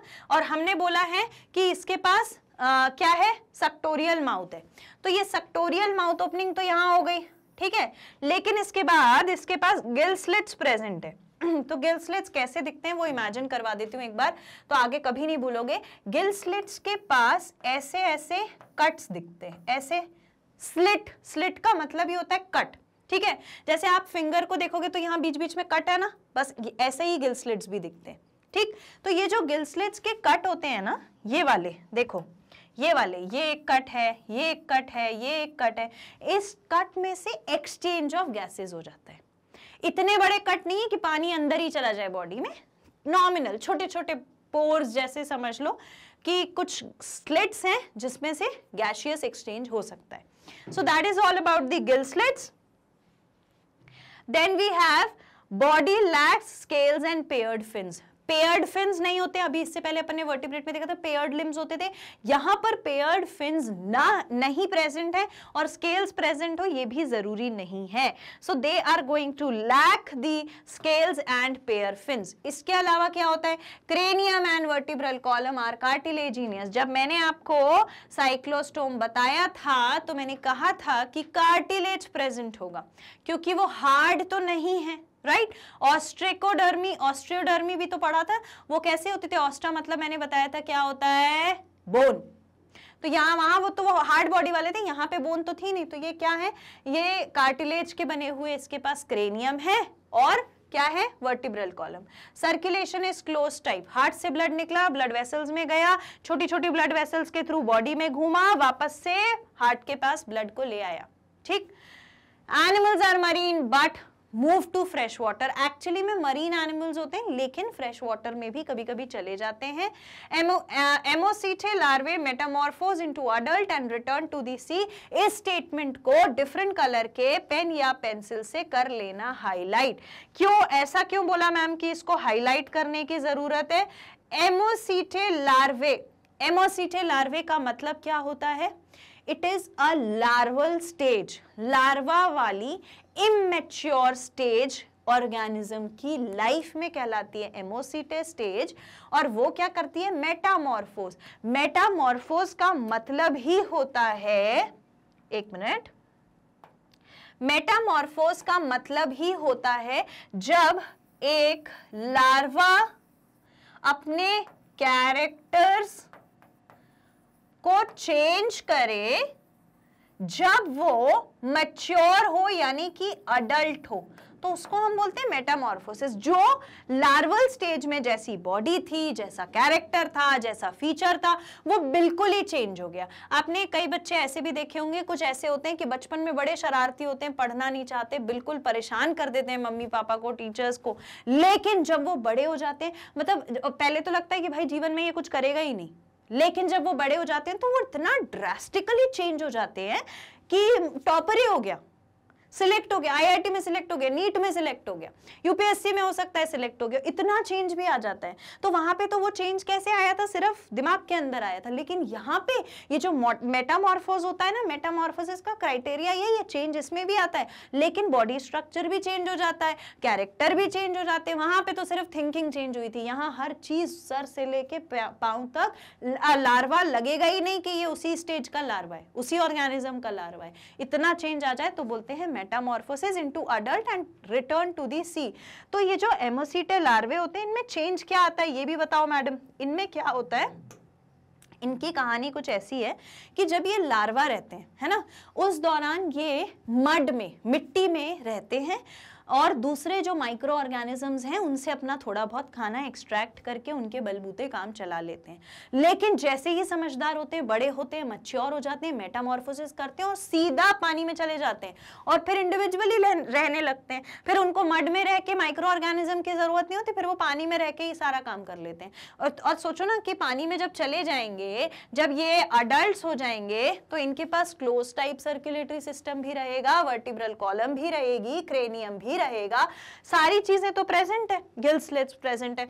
सो that is what happens to ammocoete larvae. Ammocoete larvae वो होते हैं जो मड में रह करके माइक्रो ऑर्गेनिज्म से अपना खाना लिया करते थे, जैसे ही बड़े हुए, मैच्योर हुए, वापस से सी में चले गए और फिर इंडिविजुअली रहने लगे। एग्जांपल्स क्या है, माइक्सीन और पेट्रोमाइजोन। That's it. एग्जांपल्स को याद करना जरूरी है। मैंने पहले भी बताया था, दोस्तों के कुछ के नाम रख लो 2-4 फाइलम और सब फाइलम के थ्रू, तो वो याद हो जाएंगे। और वरना आप ये भी कर सकते हो कि जितने भी फाइलम्स और फाइलम्स हमने पढ़े हैं एनिमल किंगडम में, हर फाइलम के आगे 2-2 नाम लिख लिख के एक लिस्ट बनाओ। पहले वो लिस्ट मुझे बताना कैसी बनाई है या नहीं बनाई है, और उसके बाद क्या करोगे, वो लिस्ट जहां पर भी पढ़ाई करते हो उसके सामने चिपका लेना वॉल पे। जितनी बार वो देखोगे याद हो जाएगा, साल भर में पक्का याद हो जाएगा, कोई रोक नहीं सकता, कोई तोड़ नहीं सकता, क्योंकि वही एक ऐसी चीज है जो याद करने की जरूरत पड़ेगी। बाकी तो चीज मैं सारी समझाई दे रही हूँ, वर्ड्स का मतलब समझा रही हूँ, किसमें क्या प्रेजेंट है वो भी समझा रही हूँ, ठीक है। So that is all about Cyclostomata. Next we'll move to Chondrichthyes, ठीक। कॉन्ड्रिक थाइज कहां पढ़ा था अपन ने, फिशेज में पढ़ा था। तो animals are commonly called cartilaginous fishes. मैंने आपको बताया था कॉन्ड्रिक इज फॉर कार्टिलेज, ठीक है। और अभी अपन आगे अगर ऑस्ट्रिक थाइस पढ़ेंगे मतलब बोनी फिशेस, तो ये कार्टिलेजिनस फिशेस हैं। कॉन्ड्रो का मतलब होता है कार्टिलेज, इक्थाइस का मतलब होता है fishes, as their endoskeleton is cartilaginous. Body का पूरा स्ट्रक्चर कार्टिलेज का बना है, ठीक है। Tissue, body is fusiform streamlined with cartilaginous endoskeleton. क्या आप जानते हैं, आपने 8th क्लास में, I don't know how many of you remember, आपने 8th क्लास में एक चैप्टर पढ़ा था हैबिटेट एंड अडेप्टेशन नाम का। 8th में नहीं, 6th में या 7th में पढ़ा था, सॉरी। तो जब आपने वो हैबिटेट और अडेप्टेशन पढ़ा था, तो आपने अडेप्टेशन इन एनिमल्स भी पढ़े थे, वहां पढ़ा था स्ट्रीमलाइन बॉडी। स्ट्रीमलाइन बॉडी का मतलब होता है इस टाइप की बॉडी जो आगे से भी नैरो हो और पीछे से भी नैरो हो और बीच में ब्रॉड होती है, ठीक है। उस बॉडी को कहते हैं फ्यूजिफॉर्म या स्ट्रीमलाइन बॉडी। ऐसी बॉडी क्यों होती है? ऐसी बॉडी इसलिए होती है ताकि वाटर में जब मूव करे तो इजीली वाटर करंट को ब्रेक करके मूव कर सके, ठीक है। That is all about the body. Body is covered by placoid scales. Placoid scales से ढकी हुई बॉडी होती है। तो प्लैकॉइड का मतलब होता है, सी नाउ, लेट्स डू दिस। हाँ, अब देखो, अब भाई ये स्ट्रीमलाइन बॉडी दिख रही है ना, इसके ऊपर प्लैकॉइड स्केल्स हैं, मतलब इसके ऊपर ऐसे स्केल्स होंगे, दिख रहा है? क्या समझ पा रहे हो? नुकीले, जिसके ऊपर स्पाइन जैसा दिखता हो, नोक वाले, ठीक है, वैसे स्केल्स होते हैं। अगर इसको छू लोगे तो स्केल्स से लगेगी इसके। वो क्यों होते हैं? ताकि ये लड़ाई कर सकें, लड़ाई करने की तैयारी है इनकी बॉडी की, ठीक है। तो प्लैकॉइड स्केल्स का मतलब होता है कि जो ट्रायंगुलर शेप के स्पाइन लाइक स्केल्स प्रेजेंट है। Mouth is ventral. वेंट्रल मतलब बॉडी में आगे के पोर्शन में माउथ प्रेजेंट है, क्योंकि डोर्सल पीछे का पोर्शन होता है। Teeth are modified placoid scales. अब देखो, टीथ भी स्केल की तरह मॉडिफाइड हो गए। क्यों हो गए? ताकि वो लड़ाई कर सकें, ठीक है, लड़ाई करने के लिए। And pointed backwards, backward pointed होते हैं, मतलब अगर ये मॉडिफाई किया और ये ऐसा है ना, तो ये वाला हिस्सा हाथ लगाने को मिलेगा, ऑब्वियसली यही मिलेगा। अगर स्केल्स ऐसे होने होते तो मतलब ही क्या था, ये तो बॉडी के अंदर ही घुसा हुआ है, तो किसी को मारेगा ही नहीं। इसीलिए बॉडी के अंदर ऐसे स्केल्स होते हैं, जैसे ही दूसरे से टकराएगा तो दूसरे को मारेगा, ठीक है। तो ये मारपीट करने वाले, लड़ाई करने वाले ऑर्गेनिजम्स हैं। Jaws are powerful and animals are predacious. देखो ध्यान से, एनिमल्स आर प्रीडेशियस, लड़ाई करने वाले, प्रीडेटर, ठीक है। प्रीडेटर्स की बात हो गई, fine, okay. So will move ahead now. अब आगे देखते हैं क्या क्या प्रेजेंट है। जब हम आगे देखते हैं क्या क्या प्रेजेंट है, तो 5 to 7 pair of gill slits present है। गिल स्लिट्स कैसे होते हैं वो मैं आज आपको बना के बताती हूँ। ये हमारी बॉडी थी ना फिश की, ठीक है। तो गिल स्लिट्स, इसके अंदर इस तरीके से कुछ कट प्रेजेंट होते हैं, लॉन्गिट्यूडनल कट, है ना, ये मैंने अभी आपको बताया। तो ये कैसे होते हैं? They are not covered by operculum. इनके ऊपर यूजुअली बाकी ऑर्गेनिजम्स में एक कवरिंग होती है इस तरीके से, ठीक है, एक कवरिंग होती है इनके ऊपर बाकी ऑर्गेनिज्म में, और वो कवरिंग कहलाती है ऑपरक्यूलम, ठीक है। वो प्रोटेक्शन के लिए होती है गिल्स के। तो ये जो प्रोटेक्शन वाली कवरिंग होती है ऑपरक्यूलम, ये ऑपरक्यूलम ये वाली फिशेस में प्रेजेंट ही नहीं होती। ये ऑपरक्यूलम ये वाली फिशेज में प्रेजेंट ही नहीं होती, ऐसे ही गिल स्लिट्स पड़े रहते हैं, गिल स्लिट्स जहां से गैशियस एक्सचेंज होने वाला है इनकी बॉडी में। क्लियर? तो ये एक खास बात है कि इनके पास गिल्स तो हैं, गिल स्लिट्स भी हैं, लेकिन ऑपरक्यूलम नहीं है। Air bladder is absent, animals have swim constantly, avoid sinking. Usually जितने भी ऑर्गेनिजम्स वाटर में रहते हैं सबके पास एयर ब्लैडर होता है। एयर ब्लैडर का क्या मतलब होता है? अगर बॉडी में एयर ब्लैडर प्रेजेंट है तो ये ऑर्गेनिज्म जो है वो कभी डूबेगा नहीं, क्योंकि हवा भरी हुई है कहीं किसी एरिया में इसकी बॉडी में। लेकिन ये एक ऐसी फिशेज है जिनके पास एयर ब्लैडर नहीं है, तो इनको जीवन भर मेहनत करनी पड़ती है, जीवन भर स्विम करना पड़ता है ताकि ये कहीं डूब ना जाए। ठीक है? अगर डूबना नहीं है तो मेहनत करनी ही पड़ती है। ये हर ऑर्गेनिज्म हमको बता रहा है। आई होप आप मेरी बात समझ रहे हो, है ना? अब इनके पास एयर ब्लैडर नहीं था, हवा भरी हुई नहीं थी, तो इन्होंने किसी का रास्ता नहीं देखा। इन्होंने क्या किया, क्या डिसाइड किया? हम जीवन भर, पूरे जीवन काल में हम स्विम करेंगे ताकि हम डूब ना जाएं। ठीक है? द हार्ट इज 2 चेम्बर्ड, सिर्फ 2 ही चेम्बर्स होते हैं हार्ट में। दे आर पोइकिलोथर्म्स, यानी अपना टेम्परेचर जो है वो मेंटेन नहीं कर पाते हैं। जैसा जैसा टेम्परेचर चेंज होता है बाहर, वैसा वैसा टेम्परेचर चेंज कर लेते हैं खुद भी। Animals like torpedo possess electrical organ and poisonous ring. अब ये लड़ाई करने वाले ऑर्गेनिजम्स हैं, ये तो हम जानते हैं, लेकिन इनके पास 2 अलग चीजें होती हैं। एक चीज का नाम है इलेक्ट्रिकल ऑर्गन, दूसरे का नाम है पॉइजनस स्टिंग। पॉइजनस स्टिंग तो आप में से कई लोग समझ गए होंगे, वो डंग जिसमें जहर होता है उसको बोलते हैं पॉइजनस स्टिंग। पॉइजन मतलब जहर, स्टिंग मतलब कि डंग। ठीक है? तो वो डंग जिसमें जहर हो और पॉइजन के नाम पर वो पॉइजन को दूसरे की बॉडी में इंजेक्ट करें ताकि वो दूसरा जो है उसको हार्म पहुंचे। अच्छा, कभी सोचा है पॉइजन जो है वो एक्चुअली में क्या होता है? क्या होता है? कभी जैसे स्नेक का वेनम होता है, ये अपन इससे अलग बात कर रहे हैं। या किसी भी लिविंग ऑर्गेनिज्म की बॉडी में जब पॉइजन होता है तो वो क्या हो सकता है? बेसिकली जिन लोगों को पता है वेल एंड गुड, मैं आपको बताती हूँ। बेसिकली ये जितने भी पॉइजन्स होते हैं या वेनम्स होते हैं, इनमें ऐसा कुछ नहीं है जो बहुत अलग से प्रेजेंट हो। हाँ, लेकिन ये भी प्रोटीन, कार्बोहाइड्रेट, इन्हीं चीज़ों से बनते हैं। अब सोचो कि वो कैसे बने हैं कि उनने दूसरे की बॉडी में जाने के बाद उसे हार्म पहुंचा दिया और वो खुद पॉइजन निकले। और क्यों नहीं बने होंगे? देखो, हमारी बॉडी जिन चीजों की बनी है वही चीजों से तो पॉइजन भी बना होगा, क्योंकि वो बॉडी में प्रेजेंट था, है ना? कुछ अलग से नया रॉकेट साइंस तो नहीं आ गया। तो जैसे हमारी बॉडी में HCl अलग से प्रेजेंट है, ऐसे ही इनकी बॉडी में पॉइजन अलग से प्रेजेंट है। हम HCl का सिर्फ अपने लिए उपयोग करते हैं, खाने को पचाने के लिए, लेकिन ये क्या करते हैं? ये अपना पॉइजन दूसरों को मारने के लिए यूज करते हैं। और इनके पास इलेक्ट्रिक ऑर्गन होता है। ये एक अनोखी बात है। इलेक्ट्रिक ऑर्गन क्या होता है? इनके पास, इनकी बॉडी के पास एक ऐसा ऑर्गन है जो इलेक्ट्रिक रेडिएशन देता है। ठीक है? इलेक्ट्रिक रेडिएशन देता है। तो मैम ऐसा क्या है जो इलेक्ट्रिक रेडिएशन आ रहा है? मतलब क्या नई चीज है इनकी बॉडी में? बेसिकली इनकी बॉडी में कोई नई चीज नहीं है। मसल आपने पढ़ी है क्लास 9th में टिश्यू के चैप्टर में। मसल सेल्स कहलाते हैं मायोसाइट्स, और वही मसल के सेल्स जब इलेक्ट्रिक करंट प्रोड्यूस कर सके तो वो कहलाते हैं इलेक्ट्रोसाइट्स। इलेक्ट्रोसाइट्स, बेसिकली ये जो इलेक्ट्रोसाइट्स हैं ये मसल के ही सेल्स हैं।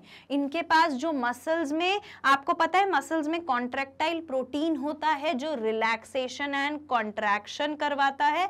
तो जब मसल्स में कॉन्ट्रैक्शन रिलैक्सेशन होता है उस दौरान आयंस मूव करते हैं, और आयन कंटिन्यूअसली जब मूव करते हैं तो वो कुछ इलेक्ट्रिक करंट जैसा प्रोड्यूस करते हैं जिसको ये यूज करते हैं दूसरे को मारने में। तो वो कहलाता है इलेक्ट्रिक ऑर्गन। किसके बना होता है इलेक्ट्रिक ऑर्गन? मसल के सेल्स का, और वो मसल्स के सेल कहलाते हैं इलेक्ट्रोसाइट्स। ठीक? एनिमल्स आर यूनिसेक्सुअल, मेल अलग रहेगा, फीमेल अलग रहेगी, कोई mixing of male and female organs नहीं होगा, fertilisation is internal and many are viviparous. Fertilisation internal का क्या मतलब है? फीमेल की बॉडी के अंदर ही फ्यूजन होता है, मिलन होता है मेल और फीमेल गैमीट का, और वहीं पर ऑर्गेनिज्म डेवलप करता है। वाइविपैरी का मतलब होता है जब एक ऑर्गेनिज्म दूसरे ऑर्गेनिज्म को जन्म दे सके तो हम उसे कहते हैं वाइविपैरी। ठीक, examples are Scoliodon, Trygon, Pristis and Carcharodon. अच्छा, यहां पर आपको मैंने बोला था कि देखो इसके टूथ भी कैसे लड़ाई करने वाले दिख रहे हैं ना, बस यही जरूरी था मुझे दिखाना। हमेशा याद रखना कि ये जो क्लास, जो फाइलम हम पढ़ रहे हैं कॉन्ड्रिक्थाइस की, ये बड़ी लड़ाकू फाइलम है। अगली बार से कोई लड़ाई करे तो उससे कहना तुम टाइगन हो, तुम प्रिस्टिस हो, तुम स्कॉलियोडन हो, तो तुम्हें पता रहेगा कि ये सब क्या है, कॉन्ड्रिक्थाइस हैं।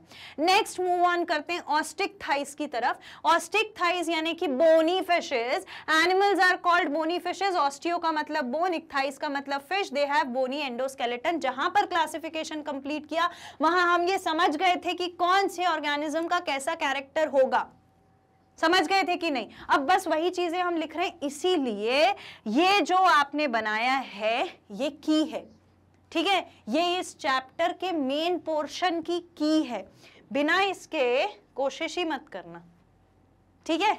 Okay, body is streamlined with bony endoskeleton. वापस से स्ट्रीमलाइन बॉडी। स्ट्रीमलाइन बॉडी का क्या मतलब? आगे से भी नैरो, पीछे से भी नैरो, बीच में ब्रॉड पोर्शन, ठीक है? तो स्ट्रीमलाइन बॉडी होती है। एंडोस्केलेटन बोनी होता है, बोनी फिशेस बोला है ना, ऑस्टियो का मतलब ही था bone. Is covered bye cycloid और टीनॉइड स्केल। वहां पर कैसे थे? प्लैकॉइड थे ना, इस तरीके के। यहां पर साइक्लॉइड है, देखो कुछ भी उठा हुआ नहीं दिख रहा है ना, प्लेन प्लेन स्ट्रक्चर दिख रहा है, तो बस उसी को बोल दिया साइक्लॉइड या ctenoid scale. Mouth is terminal. Terminal and पर मतलब सबसे आखिर में, सबसे कोने वाली जगह पर माउथ होगा, ठीक है? टर्मिनल का मतलब क्या होता है? एकदम एंड पॉइंट, वहीं पर इनका माउथ प्रेजेंट होता है। उसके बाद they have 4 pair of gill slits covered by operculum. इससे पहले जब कॉन्ड्रिक्थाइस पढ़ी थी तो वहां गिल स्लिट्स तो थे पर ओपर्क्युलम नहीं था। यहाँ गिल स्लिट्स भी हैं और ओपर्क्युलम भी है। गिल स्लिट्स ब्रीदिंग में मदद, breathing as in gaseous exchange में मदद करेंगे। ये गिल स्लिट्स हैं, ऊपर से एक कवर आया हुआ है, ठीक है? अगर ये गिल स्लिट्स हैं तो ऊपर से एक कवर आया हुआ है और इस कवर ने क्या किया है? इसको प्रोटेक्ट किया हुआ है और यहां से ही गैसियस एक्सचेंज हो रहा है क्योंकि ये थोड़ा सा ओपन रहता है, ठीक है? थोड़ा सा ओपन रहता है, ठीक है? अब यहां से वाटर जा भी सकता है, आ भी सकता है, पर कोई एक्स्ट्रा चीज नहीं जाएगी, ठीक? एयर ब्लैडर इज प्रेजेंट, तो इनको डूबने का खतरा नहीं होता, हवा भरी हुई है एक जगह बॉडी में तो ये ऊपर तैर सकते हैं। हार्ट 2 चेम्बर्ड होता है, फिशेस में मोस्टली 2 चेम्बर हार्ट देखा जाता है। पॉइकिलोथर्म्स होते हैं, वो भी पॉइकिलोथर्म्स थे। जैसा जैसा बाहर का टेम्परेचर बदला ये भी बदल जाते हैं, समय के साथ बदलने वाले लोग हैं। सेक्सेस आर सेपरेट, मतलब मेल अलग, फीमेल बॉडी अलग। Fertilisation is external and development is direct. External fertilisation मतलब फीमेल की बॉडी के बाहर fusion of male and female gametes होता है। Example Exocoetus, Hippocampus, Labeo, Catla, Pterophyllum and Betta. इसमें से कॉम्पिटिटिव एग्जाम्स में पूछे जाने वाले एग्जाम्पल्स कौन कौन से हैं वो भी बता देती हूँ। हिप्पोकैम्पस, लेबियो और कटला सबसे ज्यादा पूछे जाते हैं। हाँ, एक्सोसीटस कम पूछते हैं लेकिन पूछते हैं। ये एग्जाम्पल्स के नाम ज्यादातर पूछे जाते हैं कॉम्पिटिटिव एग्जाम्स में। जैसे मैंने हाईलाइट किया वैसे ही हाईलाइट करके याद कर लीजिए। आगे बढ़ते हैं, एम्फीबिया को पढ़ते हैं। अब ये जो एम्फीबिया है, ठीक है, ये एम्फीबियन कहलाते ही इसीलिए हैं, हमने ब्रायोफाइटा भी पढ़े थे ना, एम्फीबियन ऑफ प्लांट किंगडम, याद है? एम्फीबियन कोई भी ऑर्गेनिज्म तब कहलाता है जब वो वाटर पे भी रह सकता हो और लैंड पे भी रह सकता हो। तो एम्फीबियंस वही ऑर्गेनिज्म है जो दोनों तरीके का हैबिटेट शो करेंगे, यानी कि in the water as well as on land. Clear? Animals show dual mode of life. Amphi is for 2 dual bios life, both the terrestrial and water during breeding season. जिस दौरान breeding करते हैं यानी कि meeting करते हैं for the fertilisation, उस दौरान ये कहां पर पाए जाते हैं? वाटर में भी और लैंड पर भी, ठीक? Body is divided into head, trunk and tail. ज्यादातर इनकी बॉडी में हेड होता है, ट्रंक होता है और टेल होती है, नेक मिसिंग होता है। लेकिन अब जितनी बार एनिमल किंगडम में पढ़ाई करोगे एक ना एक एक्सेप्शन जरूर मिलेगा। तो हो सकता है कि किसी एक एम्फीबिया में आपको नेक मिल भी जाए, लेकिन द कैरेक्टर सेज एम्फीबिया के पास नेक एब्सेंट होता है। और क्योंकि इनके पास नेक एब्सेंट होता है, अब आप सोचो कि सपोज करो अगर हमारे सामने कोई दीवार आने वाली हो, ठीक है, और दीवार आने वाली है तो क्या आप उसमें सर टकरा दोगे जाके? नहीं टकराओगे, नहीं, कोशिश करोगे बचने की। तो आप कोशिश में क्या करोगे, आप जल्दी से अपना नेक की मदद से हेड को पीछे पुश कर लोगे, ठीक है। जो इनके पास एब्सेंट है तो ये हमेशा ऐसी स्टेज में रहते हैं, ये बात आपको बुक्स में लिखी हुई नहीं मिलेगी। ये जो एम्फीबियंस होते हैं, सपोजिंगली फ्रॉग, वो ऐसी स्टेज में रहते हैं, they are always ready for quick response, they are always ready to take a step ahead, बहुत जल्दी अपना रिस्पॉन्स बनाने की कोशिश में रहते हैं। इनके पास नेक नहीं होता कहीं से मूव करने के लिए, तो इनकी आंखें जो होती हैं, आईज जो होती हैं, वो प्रोमिनेंट और बड़ी होती हैं to compensate for the neck, और सबसे आगे के पोर्शन पे सिचुएटेड होती हैं। जैसे ही देखेंगे कि कोई दिक्कत आ रही है, ये हमेशा जेड की पोजीशन में, जेड की, आप कभी भी एम्फीबियन फ्रॉग का अगर लिम्ब देखोगे तो वो जेड की सिचुएशन में रहता है, ताकि जल्दी से उठाकर और स्विच कर दे अगर कोई एनिमी आता है या कोई दिक्कत होती है, ठीक है। तो ये अपने आप को अलर्ट रखने के लिए, रेडी रखने के लिए जेड के फॉर्म में हमेशा लिम्ब्स तैयार रखते हैं, और नेक को कॉम्पनसेट करने के लिए दे हैव आईज, ठीक। Trunk bears two pair of limb, और जो बीच का हिस्सा होता है बॉडी का उसको कहते हैं ट्रंक। तो ट्रंक के पास दो पेयर होते हैं लिम्ब्स के, यानी कि लिम्ब्स मतलब हैंड्स, है ना। Skin is moist and has mucus gland, usually skin इनकी मॉइस्ट यानी कि हल्की गीली होती है, और म्यूकस प्रोड्यूसिंग ग्लैंड होते हैं। म्यूकस यानी sticky liquid substance is called mucus, वो प्रोड्यूस करते हैं ताकि बॉडी हमेशा मॉइस्ट रहे। वो जो वेट रह रही है, मॉइस्ट रह रही है, वो किसकी मदद से रह रही है? म्यूकस ग्लैंड की मदद से रह रही है। Eyes are large and projecting to compensate for the absence of neck, ये मैंने आपको अभी बताया। आईज जो है वो यूजुअली बड़ी होती हैं, लार्ज होती हैं, ताकि वो नेक के लिए कॉम्पनसेट करके जल्दी से अपना प्रॉब्लम को देख के आइडेंटिफाई करके और एक्शन ले सके। That is all about amphibia. और क्या कैरेक्टर्स हैं? टिम्पैनम इज प्रेजेंट, टिम्पैनम होता है ear drum which is present. यहाँ पे देखो बहुत अच्छे से इस फिगर में आपको टिम्पैनम देखने को मिल रहा है, दिख रहा है ना। The tympanum is the ear drum which will help it to recognize thing and to get alert with the help of eardrum.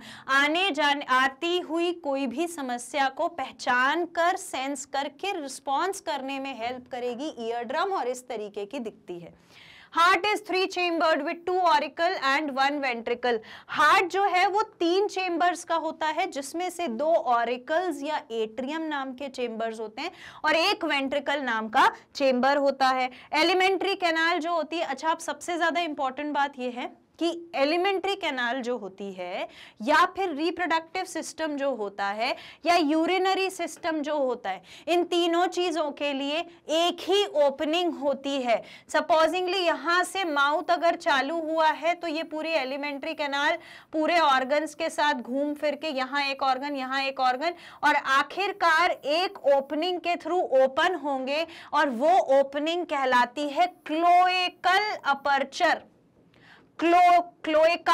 Cloacal aperture. Cloaca is the opening, is the only opening outside the body which will serve for excretion, जो elementary canal के लिए भी है, reproductive system के लिए भी है, और urinary system के लिए भी है। excretion यहीं से होगा, यूरिन का, फीसिस का, और रिप्रोडक्टिव ऑर्गन, रिप्रोडक्टिव सिस्टम भी यहीं से काम करेगा, इसी ओपनिंग से, और इस ओपनिंग को बोलते हैं क्लोएकल अपर्चर। और ये जो क्लोएकल अपर्चर आप लिखा हुआ देख रहे हो, इस क्लोएकल अपर्चर के लिए कॉम्पिटिटिव एग्जाम में क्वेश्चन पूछा जाता है, अलग से हाईलाइट करके मार्क कर लीजिए। Animals are poikilotherms. Animals are poikilotherms का क्या मतलब, वही कोल्ड ब्लडेड एनिमल्स हैं। Respiration is by lungs on land, skin while in water, gills and tadpoles. Respiration यानी कि एक्सचेंज ऑफ गैसेस अगर ये लैंड पे रह रहे हैं तो लंग्स की मदद से होगा, स्किन की मदद से होगा अगर पानी में रह रहे हैं, और गिल्स की मदद से होगा जब ये टेडपोल्स होंगे। क्लियर हो गया? That is all about amphibians. ठीक, अब ये एम्फीबियंस में हमने दो चीजें बहुत इंपॉर्टेंट देखी, एक तो ऑपरक्यूलम, ऑपरक्यूलम नहीं, टिम्पैनम। एक तो टिम्पैनम एक राउंड गोल शेप का स्ट्रक्चर है, यहां दिख भी रहा है, ये टिम्पैनम है, ये वाला, दिस इज टिम्पैनम। ठीक है, तो ये टिम्पैनम है जो ईयर की तरह काम करेगा। क्लोएकल ओपनिंग है जो डाइजेस्टिव सिस्टम हो, रिप्रोडक्टिव सिस्टम हो, एलिमेंट्री कैनाल हो, अपना एक्सक्रीटरी सिस्टम हो, हर चीज के लिए काम करेगी। एकमात्र opening a pore which opens outside the body which is called as cloacal aperture, cloaca. ठीक, sexes are separate, animals are viviparous, external fertilization takes place। external fertilization का मतलब क्या है? आपको याद है आपने 8th क्लास में रिप्रोडक्शन वाला जब चैप्टर पढ़ा था तो वहां पे आपने पढ़ा था कि एग्स प्रेजेंट हैं वाटर में, इसके ऊपर आकर के स्पर्म जो है वो रहेगा और फिर एक बार फ्यूज कर जाएगा। तो ये सब कहाँ हो रहा था? ये सब पानी में ही तो हो रहा था, और पानी में हो रहा है तो ये क्या है? एक्सटर्नल फर्टिलाइजेशन है। हो गया एक्सटर्नल फर्टिलाइजेशन। सेक्सेस सेपरेट है मतलब कि अलग अलग मेल और फीमेल ऑर्गेनिजम्स हैं। ओविपारस मतलब कि एग भी दे रहे हैं। Development involves tadpole larva. जब डेवलपमेंट होता है तो टेडपोल लार्वा के थ्रू ही फिर बाद में मैच्योर अडल्ट्स बनते हैं। एग्जाम्पल आर इक्थायोफिस यानी कि लिम्बलेस एम्फीबियन बोलते हैं। मैंने आपसे कहा था हर जगह आपको एक्सेप्शन देखने को मिलेगा। इसका एक्सेप्शन क्या है? Limbless amphibian.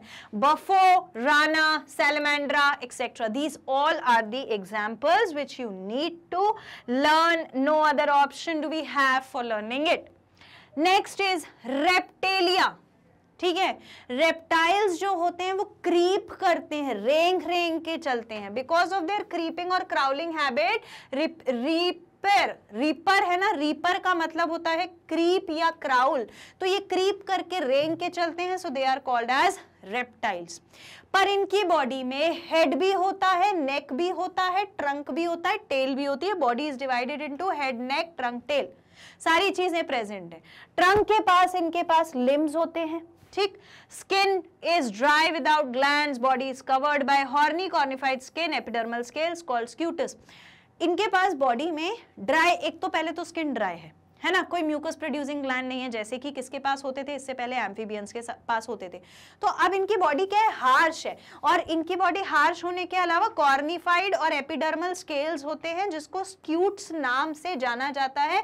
आपको अलग से ये क्रैकी मतलब ऐसे टूटे टूटे से स्केल्स जो देखने को मिलते हैं वो कहलाते हैं कॉर्निफाइड स्किन।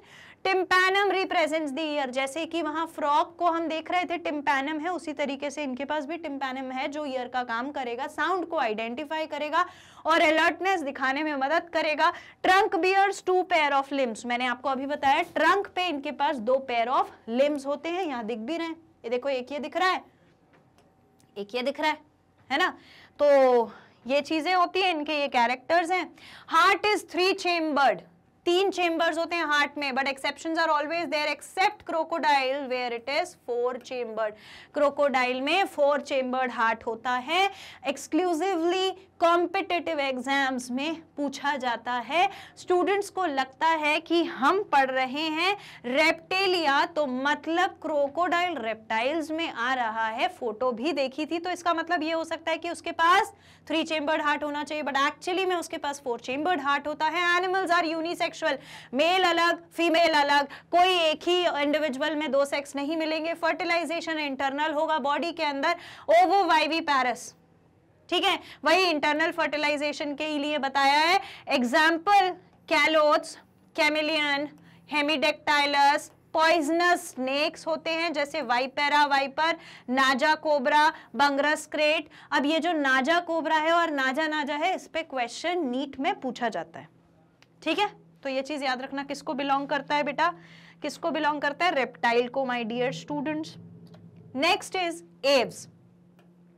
एव्स में आ जाती हैं सारी की सारी सुंदर सुंदर बर्ड्स। एव्स जो हैं वो बर्ड्स होते हैं। Animals show aerial mode of life. अब जितनी भी बर्ड्स होती हैं और जितनी भी फिशेस होती हैं उनकी एक चीज लगभग कॉमन होती है कि उनकी स्ट्रीमलाइन बॉडी होती है। स्ट्रीमलाइन बॉडी मतलब कैसी होती है?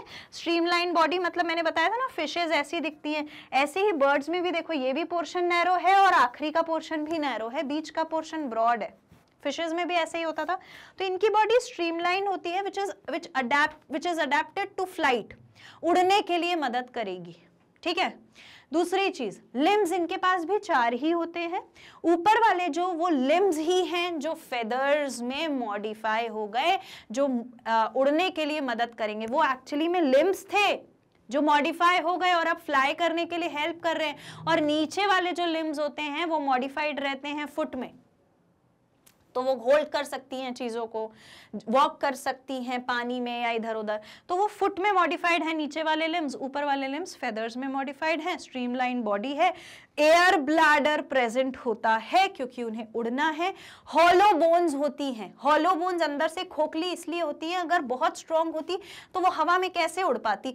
पत्थर जो है वो हवा में उड़ पाएगा क्या? स्ट्रांग है ना, नहीं उड़ पाएगा। तो इसीलिए हॉलो बोन्स, हल्की बोन्स होती हैं, हॉलो रहती हैं अंदर से, ताकि इजीली फ्लाइट में हेल्प कर सके, अडेप्टिव टू फ्लाई, जो इसका अडेप्शन फ्लो करते हैं फ्लाई के लिए। जॉज जो होते हैं वो मॉडिफाइड रहते हैं बीक में। बीक दिख रही है ना? तो जॉज जो है वो वही मॉडिफाइड बीक है। इतना पढ़ लेते हैं। Aves, birds, animals show aerial mode of life. Body is divided into head, neck, trunk, tail. Head भी है, नेक भी है, ट्रंक भी है, टेल भी है। Body is covered by feathers. They can fly except a few like ostrich. ज्यादातर flight property show करते हैं, मतलब उड़ने की क्षमता शो करते हैं। कुछ कुछ ऐसी बर्ड्स होती हैं जो नहीं उड़ सकती, जैसे कि ostrich. Jaws are modified into beaks, teeth are absent. Jaws जो हैं वही बीक्स बना लेते हैं, टीथ प्रेजेंट नहीं है। Skin is dry without glands. Skin में कोई ग्लैंड्स नहीं है। अब भाई उनको हवा में उड़ना है, ग्लैंड लेकर के आती तो म्यूकस प्रोड्यूस होता, चिपचिपा होता, पूरी सब मिट्टी धूल लगा के ले आती, तो नहीं है, म्यूकस की जरूरत ही नहीं है। Except oil preen gland at base of tail. Tail के पास जरूर कौन सा ग्लैंड होता है? Oil preen gland. तो ये जो ऑयल और प्रीन ग्लैंड होता है ये प्रेजेंट होता है कहां पर? इनकी टेल के पास। ठीक है। It is the only gland which is going to produce some of the mucus और सम ऑफ द वैक्स। कुछ एक स्टिकी म्यूकस वाला, वैक्स वाला सब्सटेंस प्रोड्यूस करता है ये ग्लैंड। और क्यों करता है? It is used for preening. It is used for preening. तो होता क्या है कि ये जो बर्ड है ये अपने टंग की मदद से उस ग्लैंड को पूरे फेदर्स पर स्प्रेड कर देती है। उस ग्लैंड के सेक्रीशन को, वो जो वैक्सी म्यूकस वाला ग्लैंड है उसको सेक्रीट कर देती है, उसको पूरे अपने फेदर्स पर लगा देती है। क्यों लगा देती है? ताकि वो जो फेदर्स है ना वो ग्रूम्ड रहें, वो प्रॉपरली अरेंज्ड रहें और वाटरप्रूफ रहें। चाहे हवा पानी किसी भी वजह से वो जो फेदर्स हैं वो खराब नहीं होने चाहिए, क्योंकि फ्लाई करने में तो वही हेल्प करेंगे, तो उसकी तो ध्यान रखना ही पड़ेगा उसका। तो ध्यान रखने के लिए क्या है? एक ग्लैंड प्रेजेंट है टेल के पास बर्ड्स में जो कहलाता है ऑयल या फिर preen gland, which helps in preening, that is the grooming of the feathers. और ग्रूमिंग ऑफ फेदर्स कैसे होता है? ये बर्ड जो है ये अपने मुंह की मदद से क्या करती है? वो जो ग्लैंड से प्रोड्यूस हुआ है सेक्रीशन उसको पूरे फेदर्स पर लगा लेती है, ताकि क्या हो सके? वो फेदर्स वाटरप्रूफ हो सके और प्रॉपरली अरेंज रहें, क्योंकि ultimately it is going to help it to fly. Okay, very good, बहुत बढ़िया, वेरी गुड स्टूडेंट्स। आगे बढ़ते हैं। 4 limbs are modified into wings। मैंने बोला था ना 4 limbs, ऊपर वाले जो limbs होते हैं वही wings में modified रहते हैं। Hind limbs have scales and are modified for walking, preaching, swimming, running। जो hind limbs होते हैं नीचे वाले उनके पास scales रहते हैं और वो किस किस चीज में मदद करते हैं? चलने में मदद करते हैं, swim करने में मदद करते हैं, दौड़ने में मदद करते हैं। तो नीचे वाले limbs क्या कर रहे हैं? दौड़ने चलने मतलब लैंड वाली एक्टिविटी के लिए हेल्प कर रहे हैं। ऊपर वाले limbs फ्लाई करने के लिए हेल्प कर रहे हैं। Endoskeleton is bony and bones are hollow with air cavities. Bones are called pneumatic bones। जितनी भी bones में air cavity होती है उनको बोला जाता है pneumatic bone। उनका नाम होता है न्यूमैटिक बोन। और एयर कैविटी का क्या मतलब है? बोन के स्ट्रक्चर में कहीं कहीं बीच में एयर के लिए जगह प्रेजेंट है। क्यों प्रेजेंट है? हल्की फुल्की बोन होगी तभी तोड़ पाएगा, ये मैंने आपको शुरू में ही बताया। Digestive tract has 2 additional chambers, crop and gizzard. Digestive tract में जैसे स्टमक होता है, इंटेस्टाइन होता है, ऐसे ही इनके पास 2 अलग नए चेम्बर्स हैं। एक कहलाता है क्रॉप और दूसरा कहलाता है गिजर्ड। काम क्या होता है? क्रॉप जो है वो फूड को स्टोर करके रखता है बाद में डाइजेस्ट करने के लिए, और गिजर्ड का काम होता है breaking down food into simple substance. Food को छोटे छोटे टुकड़ों में तोड़ने का काम होता है गिजार्ड का। Now just see over here. आगे बढ़ने से पहले एक बार डायग्राम देख लो। देखो ब्रेन वाला पोर्शन दिख रहा है, फिर यहां पर ये वाला जो पोर्शन है ये क्या है? लंग। लंग के बाद यहां लंग के जस्ट नीचे यहां पर है हार्ट। हार्ट के नीचे यहां पर एक और ऐसा स्ट्रक्चर दिख रहा है जो कि है स्टमक, और एक बड़ा सा पोर्शन है आखिरकार जो कहलाता है गिजर्ड, जहां पर ब्रेक डाउन होगा फूड का। और उसी से पहले ये माउथ से जब आएंगे तो यहां पर एक और बड़ा पोर्शन प्रेजेंट है जिसको बोलते हैं क्रॉप। क्रॉप जो है वो फूड को स्टोर करके रखेगा, फिर धीरे धीरे फूड नीचे जाएगा, फिर स्टमक में जाएगा, उसके बाद गिजार्ड में जाएगा। गिजार्ड क्या करेगा? ब्रेक डाउन कर देगा, चॉप चॉप चॉप कर देगा। ठीक है, लिवर भी उसके बाद गिजार्ड के नीचे यहां पर ये वाला पोर्शन है लिवर। एयर सैक्स प्रेजेंट है, हॉलो बनाएंगे बॉडी को फ्लाइट के लिए। और उसके बाद ये जो ऐसा मुड़ा मुड़ा सा स्ट्रक्चर दिख रहा है ये तो आप आइडेंटिफाई कर ही गए होंगे, इंटेस्टाइन है। और फिर आखिरकार यहां पर क्लोएका प्रेजेंट है। Cloaca is the digestive urinary reproductive tract opening. अगर आप डायग्राम बना लो इसका तो ज्यादा बेहतरीन होगा, आपको सारी चीजें याद रहेंगी। Heart is 4-chambered and there is double circulation. Heart is 4-chambered and double circulation का मतलब होता है when the blood passes through heart twice in one cardiac cycle. एक बार के फ्लो में ब्लड जब 2 बार हार्ट में से रन कर जाए, हार्ट से 2 बार जब निकल जाए तो उसको बोलते हैं double circulation. Animals are homeotherms. ठीक है, तो होमियोथर्म एनिमल का क्या मतलब होता है?